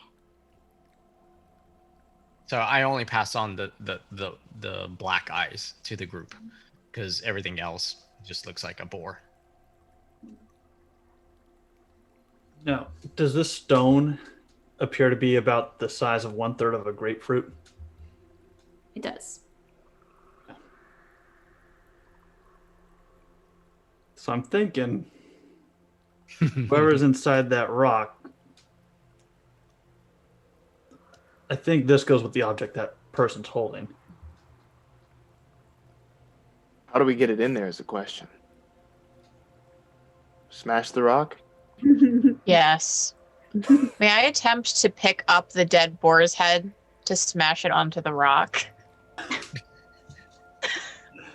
You can absolutely pick up the boar's head if you guys are wanting to take that back to the central area where that stone is. So Bunny's gonna help. She's gonna pick up any rock that she can find that's relatively large to carry back as well to help with the smashing. So as the group has picked up the boar's head, some small rocks to assist, and are headed back with the new stone, you come back to this area. You see the larger boulder that's in front of you. And if I wasn't clear in my descriptions earlier, my apologies. You're able to see that the rougher side is able to be accessed right there. So it looks like the outer part of this stone was just completely taken off, but as Grimm's holding that stone, it fits on it securely without having to do anything. Gotcha. Disappointing. Bunny's still gonna try to throw her rock, though I know it's not. She's not expecting it to actually do anything, but like she's just gonna be like, "Huh!" and it just like bounces off unaffected. Bunny, you perfect creature. Yes, the smaller rocks that Bunny brings, it fall to the ground. You see it kind of rolling. No reaction. Like, I helped.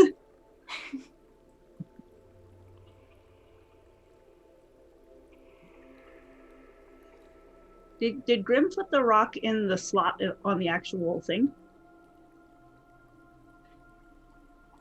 Grimm, you were able to kind of like hold it up towards that area of the rock, and you feel like it fits securely. It's not remaining there, however. Do you recommend we smash it? I don't recommend anything. I don't even know what we're dealing with here. Because, I mean, look, we're getting paid to take care of animals, not rocks. We took out a boar. We could just take the boar's head back.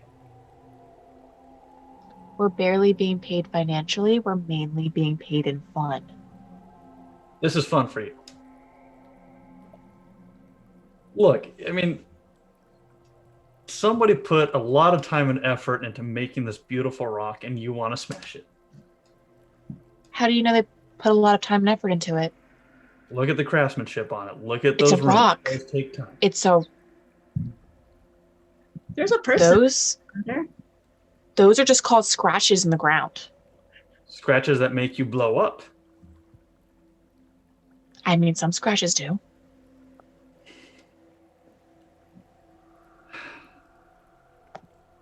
Look, you're about a foot taller than me, so I'm not even going to try to get in your way. You want to smash the rock, you go for it. And Grimm will just step back. So I nudge Dance, and I'm like, why does it always come to this between you? I don't know. I don't know. I have no answer for you, Kenjiro. Do you have any more of that rice ball? Yeah. And I reach out, pull it out and speak for Dance. Thanks. I break off a little piece. I just toss it Bunny's direction, like overhand. Thanks. We're just watching. It's like Michael Jackson in Thriller, like with the popcorn once again. Hey DM, so you had mentioned before that there was a figure in this rock, right? Like a person? Yes. How is it like, are they floating in the center of this rock, or are they close to the edges, or how like deep into this thing and off the ground are they? Understood. So this figure, while it initially just took a bit of time for you to be able to kind of catch it based on certain checks that were made, the area of the ground, which is pointed out, that has the circle that appears to be runes of some sort, is immediately in front of one side of this rock that, now looking at it, is very distinctly, this side is in the form of a woman. And the item that she was holding has those two sections that are missing from it. Grimm was able to place one up. It won't stay just because it has nothing to really adhere to at this point, but it fits there. There's a missing section at this time. Okay.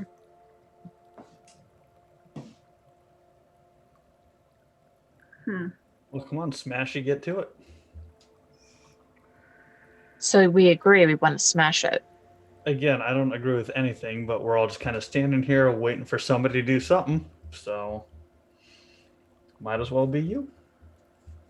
All right, and I'm going to attempt to smash a big boar head down onto this rock. Okay, go and make a strength check. All right.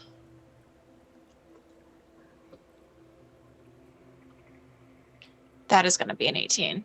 18? Okay, so as this rock is, compared to like Bunny, it's very large, but compared to you, it's not terribly large. You're able to take the boar's head and just slam it down onto the top part of this rock, right where it's meeting the point at the end. And you're seeing like the blood go down the sides of it, and it's secure on top of this rock. You've essentially given it a boar hat. I think I did good. Well, now we know. It's not very smashable. Is the rock reacting to the blood or anything at all? Is there any change in the rock, or is it just now wearing a hat? Actually, could you make a perception check? Me? Mm-hmm.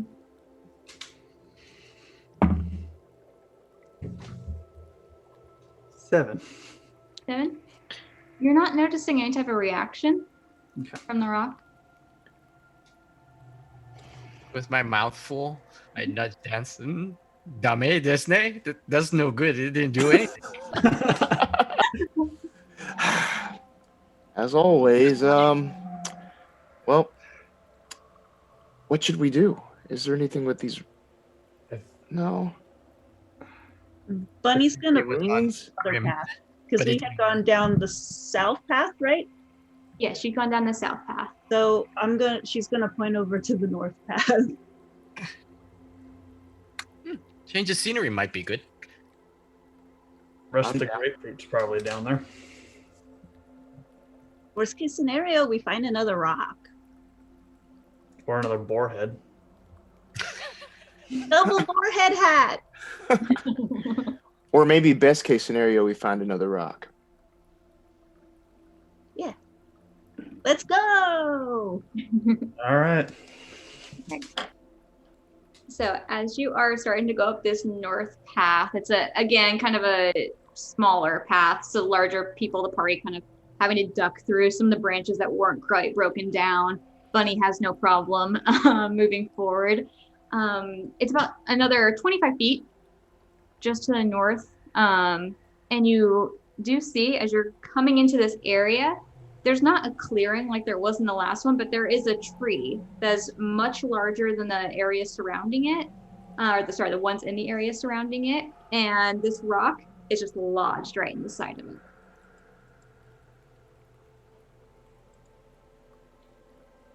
We'll go get it, Hulk. Dance. I'd nudge Dance. One of them is going to pull it out of the tree, and the tree is going to come alive. I bet you 5 gold pieces. All right. Rock.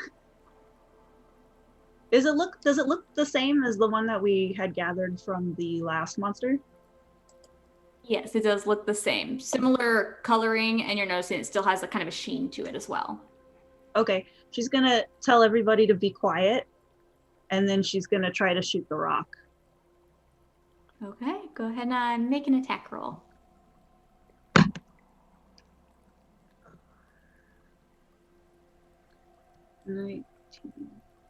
27? That will hit. Go ahead and roll damage.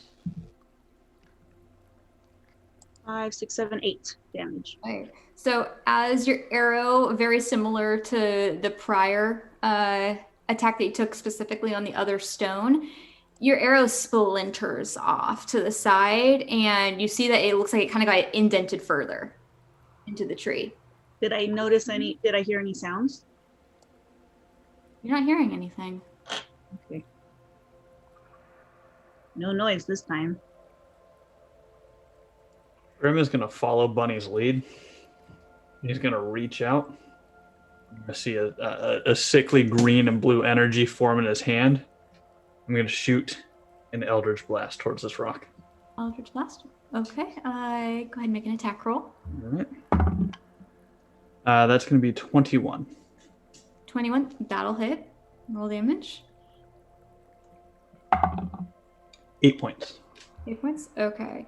So as you're seeing like this eldritch energy kind of just like warp around and kind of go off to the sides of the tree's reacting to it. The stone is starting to glisten and sparkle, and it goes over with that like shadowy darkness. And then it stops. Well,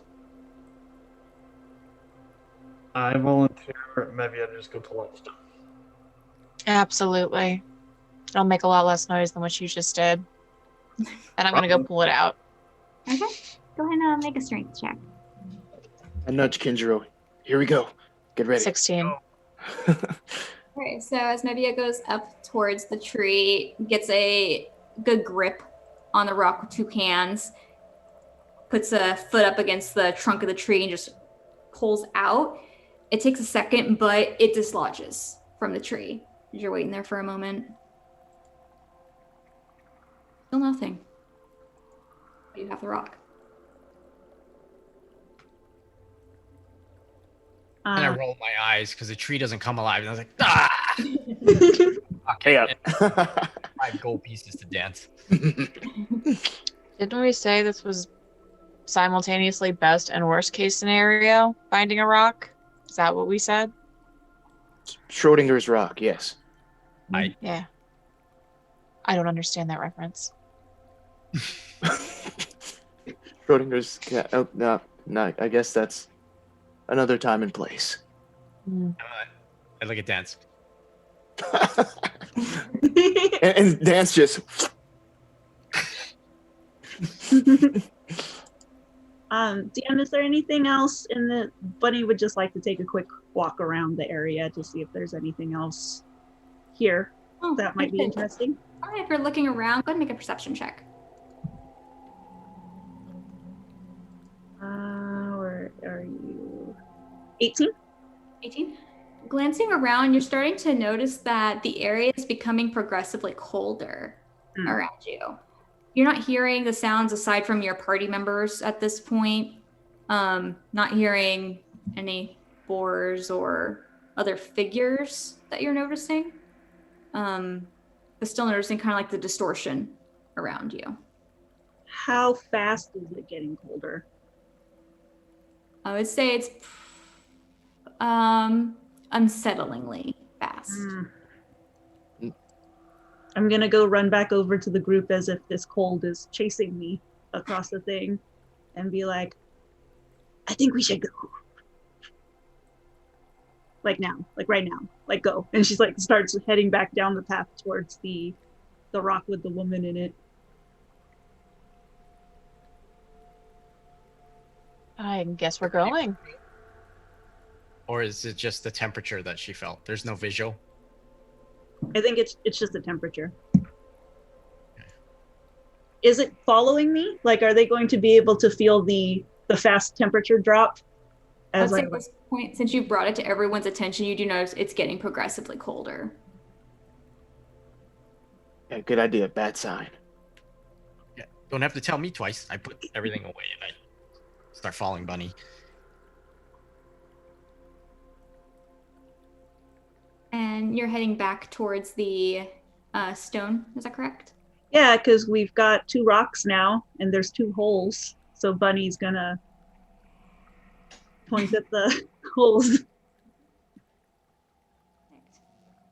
I'll put it in. Okay. Is Mevia's, when she puts it in there, is it staying in or is it not like the other one? Well, if she holds it up there individually, no, but she sees it fits. Okay. Yes, we try them at the Maybe same time. Maybe if you both put them on there at the same time, something will happen. Is coordination your strong suit, Grimm? I know you're not a dancer. Did someone call? No? Okay, I'll be over here. I think I can handle putting a rock in a slot. Turns the rock around.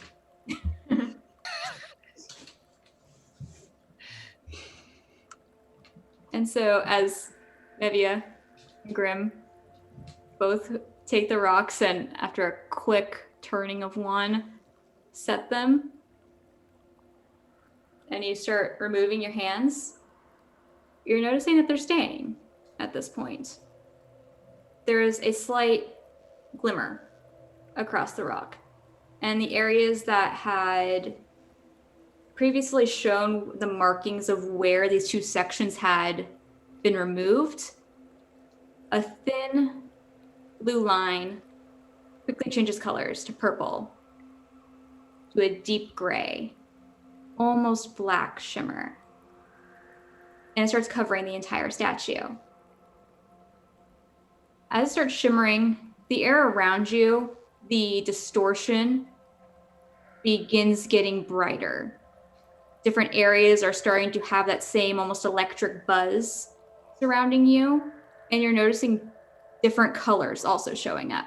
Reds, oranges, greens. And the figure very slowly begins moving and the stone crumbling off of her. You see the form of a tall, slender, what appears to be elven woman who's now holding a bright glowing orb in her hand. The markings on the ground begin glowing blue, surrounding, almost becoming illuminatingly bright.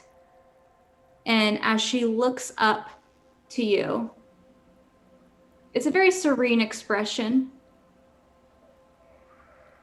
and then one that quickly turns to anger. Who are you? She says, looking at Grimm and at Mevia.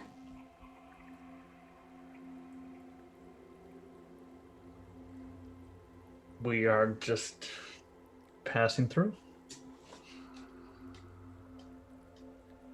And you, Mevia?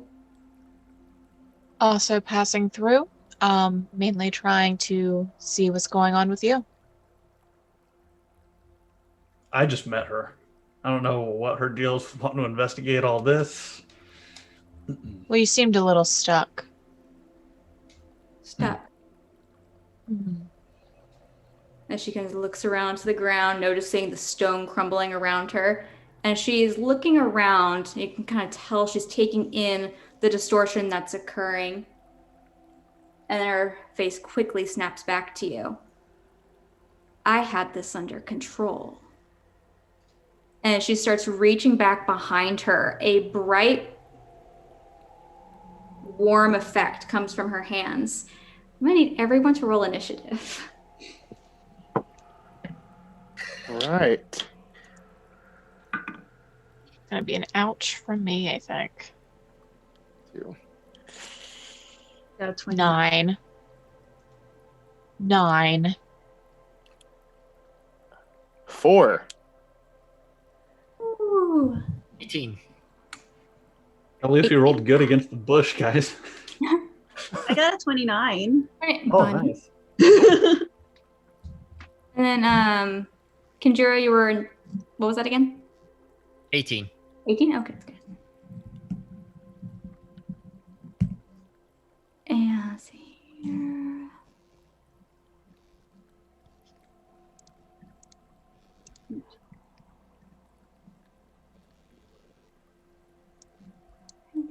And I'm sorry, Grimm, what was yours? 6. Was anyone higher than a 6? That hasn't. Yeah. Oh, 9. 9, thank you. Yeah, Grimm. And Dance, what was yours? 4. 4, okay.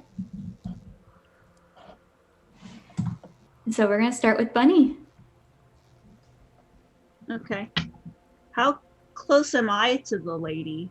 I wasn't one of the people that put the stones in. That's true. So you probably aren't within 5 feet of her unless you intended to move further back. You're probably about 10 or 15 feet away. Okay. Yeah, she's gonna move back towards foliage. And does it, I mean, obviously we rolled initiative, but it doesn't look like she's about to attack us. She looks aggressive, yes. Okay, then I'm gonna shoot her with an arrow. Okay, and make an attack roll. 7 plus 8, 15. 15, that will hit. Sweet. 5 damage. 5 points of damage. Perfect. And anything else for you? I'm gonna hide. Okay, perfect. Bonus action.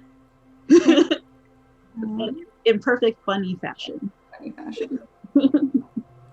And next up is going to be Kenjiro. So I'm smiling as Bunny strikes true. And then I realize that I have to do something. And in my head, I like, and I look for Mevia. And again, I take a deep breath. It's like, Bakayara, you idiot. These are your friends. It is time to be the samurai you're supposed to be.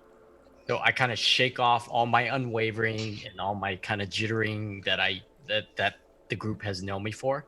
And again, I pull out the Odachi, and the blue blades of Corvi from the land he's from starts to show.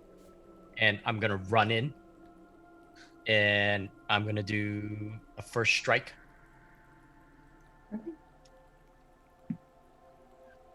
Let's see if it does anything. Probably not, because that's a 13. That will hit. Oh, okay. So as it strikes, I strike down and yeah! And that would be a 9 9 points of damage. for the second attack. I want to move around her and try to strike from the back. Okay. 12. That will hit. Oh, okay. I'll take it. Oh. Double 6 is that. So 15. 15 points. Okay. And as a bonus action, I will use one of my Duelist Samurai abilities. And I will spend 2 points as a bonus action and take a third strike. Okay. So 2 key points, I will use Gekido. And let's see if it works. That would be 10. That's No. probably a miss. That will miss, yes. Just 2 out of 3. Okay. And then I'm gonna stay behind her and back up to 10 feet. Perfect. So 2 quick strikes that deal good blows against her, just barely missing on the third and quickly shifting back. That'll end your turn. And next up is going to be this figure. So, let's see here. And while after her form kind of reacts to the hits that she's taken, the warm energy around her hand disappears. She starts moving her hands across her body, speaking under her breath, and you see her form start shifting as though it turns to stone once more, but still moving. And so she's going to cast Stone Skin. And that'll be it for her turn. Next up is going to be Mevia. Okay, so as I'm about to spring into action, so my eyes are closed again, and since she had just mentioned the thing about her having things under control, I'm going to say, I can assure you that neither of us have anything under control, and I'm going to go into rage. And I am going to attempt to hit her as I dance wildly forward. First attack is a 16 to hit. That'll hit. That's right. She's a weak wizard with little weak wizard arms. Oh wow. Okay. Math. 18 for the first one. 18 points of damage. Awesome. Okay. Yeah, especially with my rage bonus. The second one is definitely going to hit. That is a 25 to hit. Yes. But I rolled really poorly, so 9 damage. Okay. Perfect. Okay, 2 solid hits. And just for clarification, do you have a magical weapon? I believe I do, but let me check. Actually, I might not.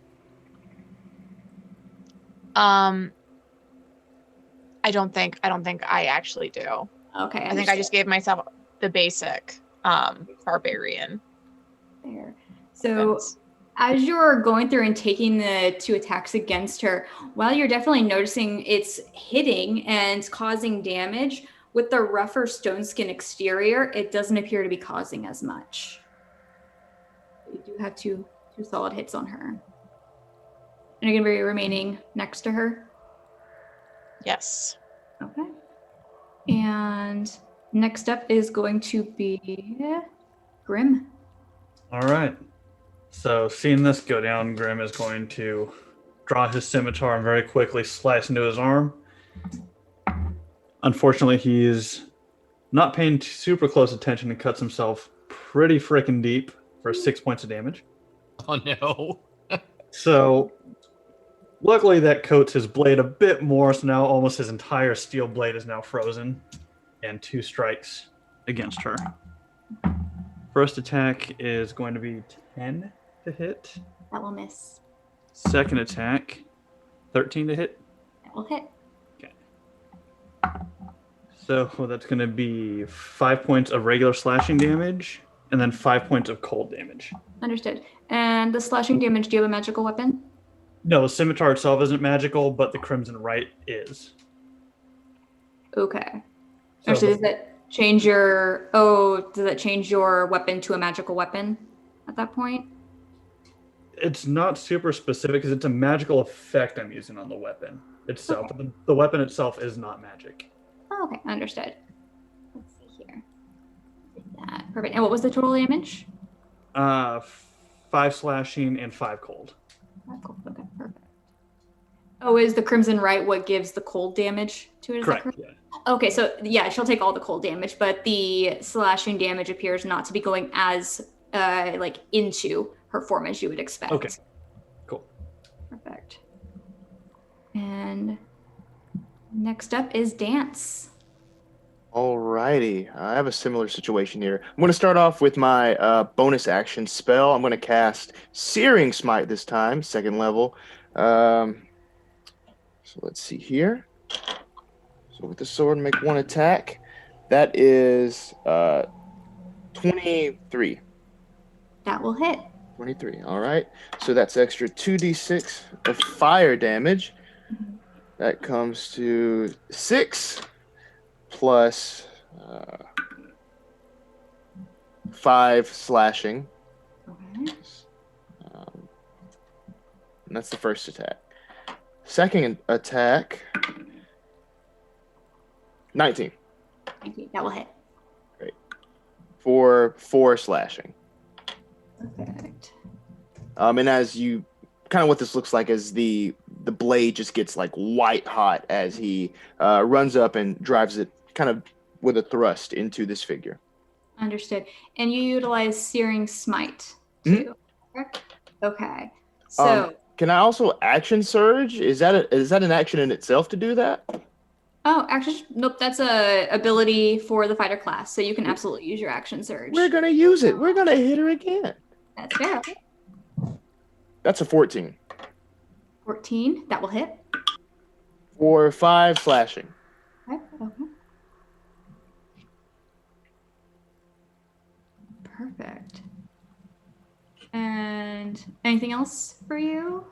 That's Does it. that give you a second? Does that give you another attack? Because that surge technically is a second action. So if you have 2 attacks per action, am I correct in that? I won't argue with you if that's what we. I'll have you do that. All right, perfect, awesome. Nat 20. Oh wow. Okay. Yeah. Cool. Serves me right. So that's 7. Do I just double that or roll it again? You roll it again. Okay. 7. Gosh. 14 for that. Wow. Okay. Slashing. Perfect. I'm watching Dance just choreograph his strikes, and I'm like, gun body, let's go. See, and so Dance, as you finish with that second attack, the energy that you were familiar with from casting Searing Smite, because you cast that at 2nd level, correct? Yes. Right. That energy, you notice, you're used to it kind of being expended after you've completed utilizing it essentially against an enemy. You feel it still remaining nearby you. Can you please make a... You and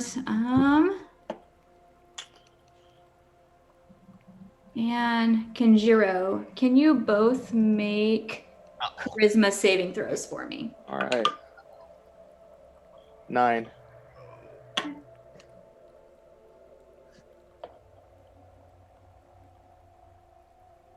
And that is that is a natural 1.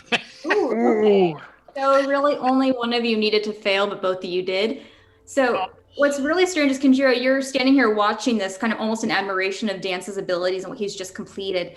But Dance, you're noticing this energy kind of did not leave you, but then you're seeing some of the distortion occurring around you. And you're feeling this very weird, strange pressure on your body. You blink, and as you open your eyes, Kenjiro, is the same for you. You two have switched places where you're standing. Nope. What? Hey, I was up there. Wait a minute. What did you do? I hit her. What did you do? It was actually kind of cool, though. Thanks. And also on the next turn, Constitution saving throw to start. Oh, perfect. Awesome. I'll be at the start of her next turn. Awesome. Okay. And let's see here, because I apologize, I have to kind of retroactively do something because she also cast a spell at a high level. what's happening here?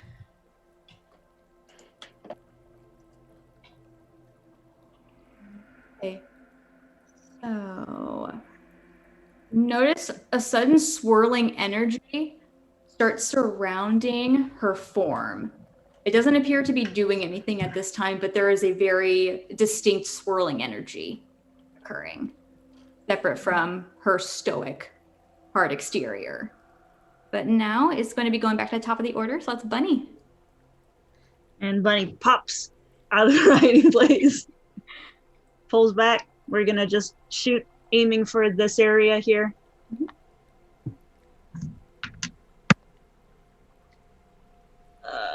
26 to hit. That'll hit. I don't have magic weapons or anything.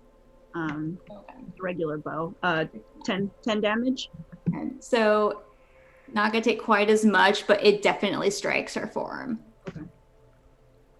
That- She's got an arrow sticking out of her. Yes. A new accessory. And then just to keep moving, she's gonna stay on the outside perimeter. She's gonna move her max 30 feet around this. They're inside of a circular area, right? Yes. Yeah, she's gonna move just 30 feet around to the other side and hide in another spot. Absolutely. You're able to transition over to the other side of this clearing where you're essentially behind where she is, and kind of just place yourself off to the side. And next up is going to be Kenjiro. Okay, so there was no other effect other than the switching of places between Other dance. other than that strange dance between you and Dance somehow, nope. Okay, Else. so Mevia is engaged. Yes. Okay, so I'm gonna give her flanking position Mhm. and move opposite of her, Okay. and I'm gonna spend a key point again to do advantage attacks, and I'm gonna do 2 strikes. And the higher one is 21. Anyone? That will hit. 21. 12 12 points. for damage. Good. Second strike. 22. That will hit. And that will be 10 points of damage. Perfect. And is there anything And that else? was a moon touch sword. That was one of the gifts Yes. that you offered, so I took that. I remember that. Perfect. And I must stay in position so I'm in flanking with Mevia. Wonderful. Taking those attacks, you're noticing they're striking. While there's still some resistance just because her form's much stronger than before, it's still cutting through and it does appear to be doing a solid amount of damage. But now it's going to be that figure's turn. And she's kind of shifting back and forth, and this shimmering effect is still all around her form. She starts moving her arms around, and she is going to cast another spell.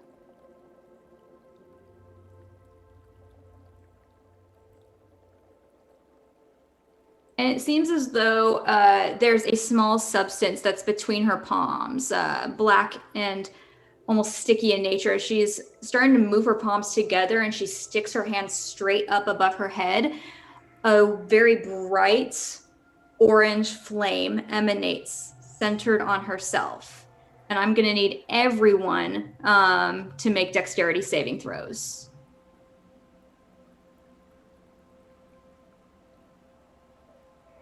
$19. Okay.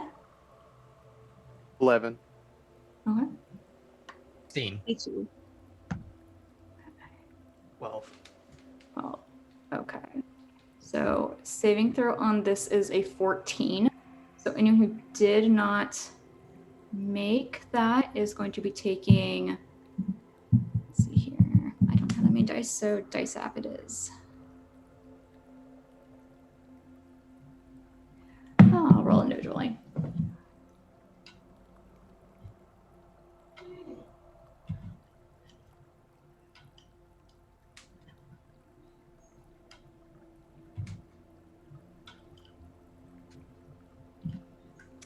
not very good.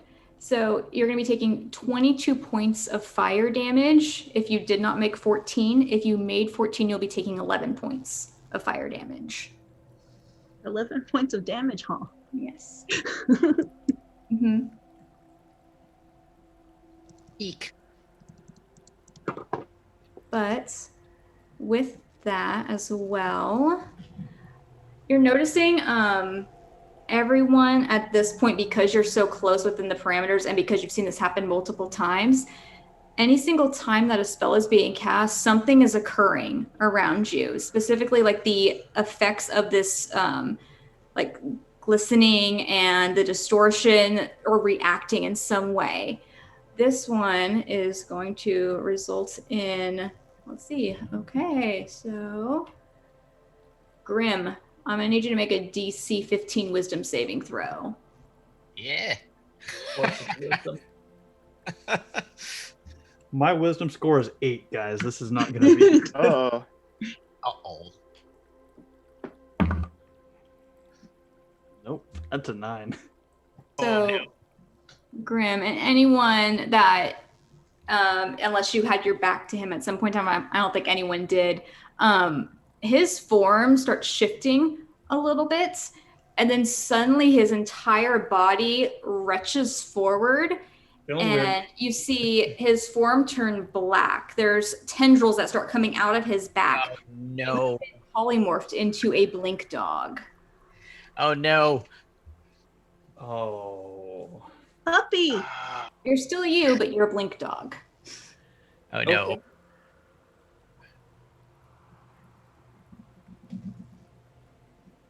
But aside from that, next up is going to be Mevia.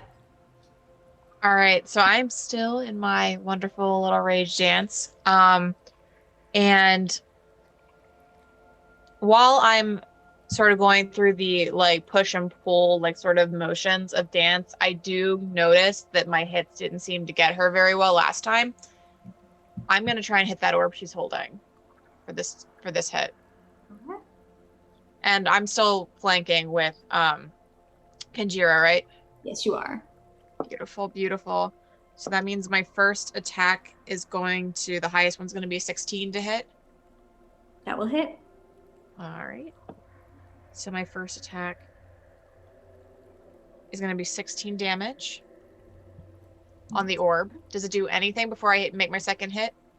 Because I might choose to hit her instead. Understood. It appears as though she's reacting more than the orb is. When I hit it. Yes. Beautiful. I'm going to hit it again. Absolutely. Oh, God. Mevia will remember somehow when her rage is over that because Kenjiro chose to flank with her, she just got a crit. The first roll was a 2, the second roll was a 20. Nice. Yes. Little damage. All right. So I rolled a, oh, wow. That's max. So, oh my God, math. Sorry, it's got a little late over here. So I'm like, oh, it's math time. 17 for the first damage die. And then 15 for the 14 for the second one. Math. Okay. So, Mevia, she only had 4 hit points left. Nice. Like to describe.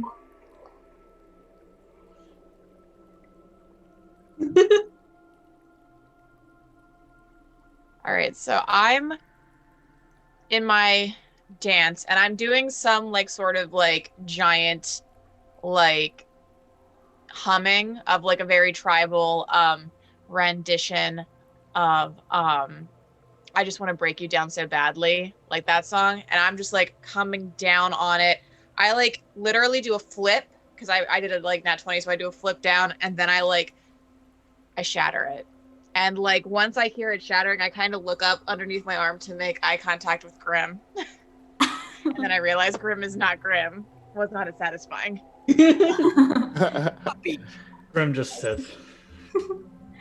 As described, the figure shatters to the ground. Bits and pieces scattering off to the side as Mevia is standing there. And as your eyes close and they open once more, The area around you is lush and green. You feel warmth. Looking around, you see Grimm as Grimm, no longer in this other form. And everything around seems normal. Are we hearing like bird calls and actually seeing? Is nature back? Yeah. You are?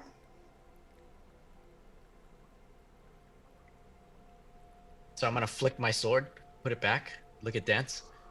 I think our work here is done. I think so. Who wrote that note? That lady promised me carrots.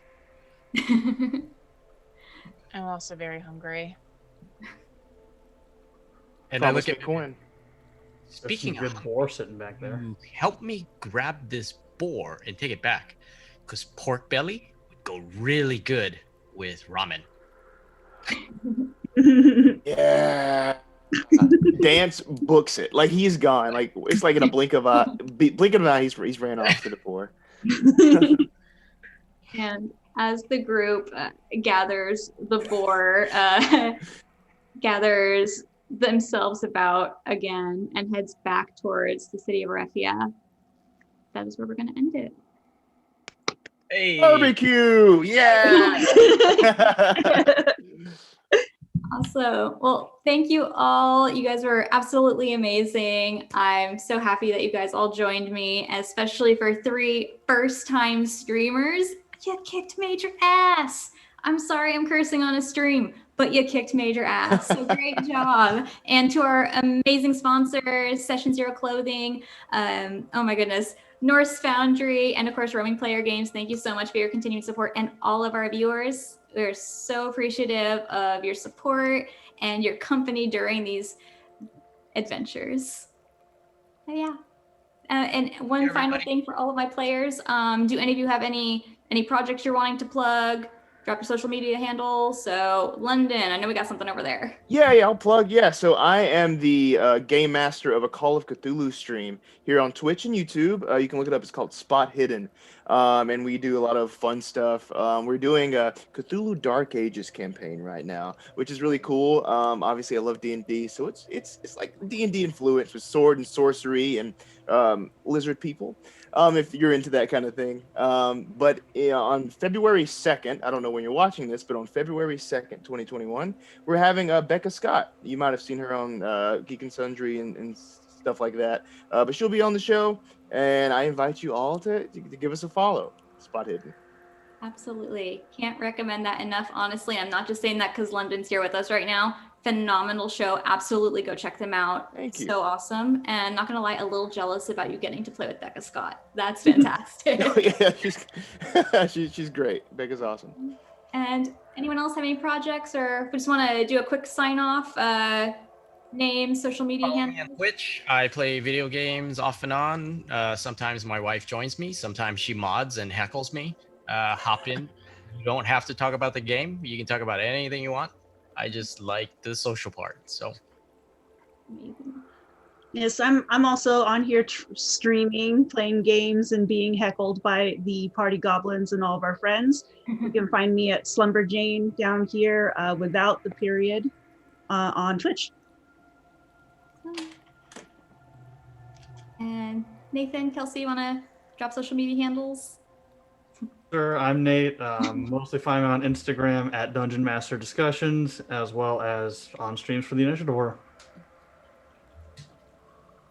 And I have an Instagram. I am now on Twitch, and I also have Twitter, and it's Tombs and Tomes, if you're interested in that kind of thing. Absolutely. Books and tabletop stuff, you can't go wrong, really. And last quick minute shout out to our amazing tech person, Michelle. Thank you so much. You've been amazing. Thank you so much for stepping in and helping us. I have no idea how tech works, so you're a lifesaver for everything that you do for us. And again, thank you everyone for coming and watching, and we hope you have a fantastic night. We'll see you next time. thank you, everybody.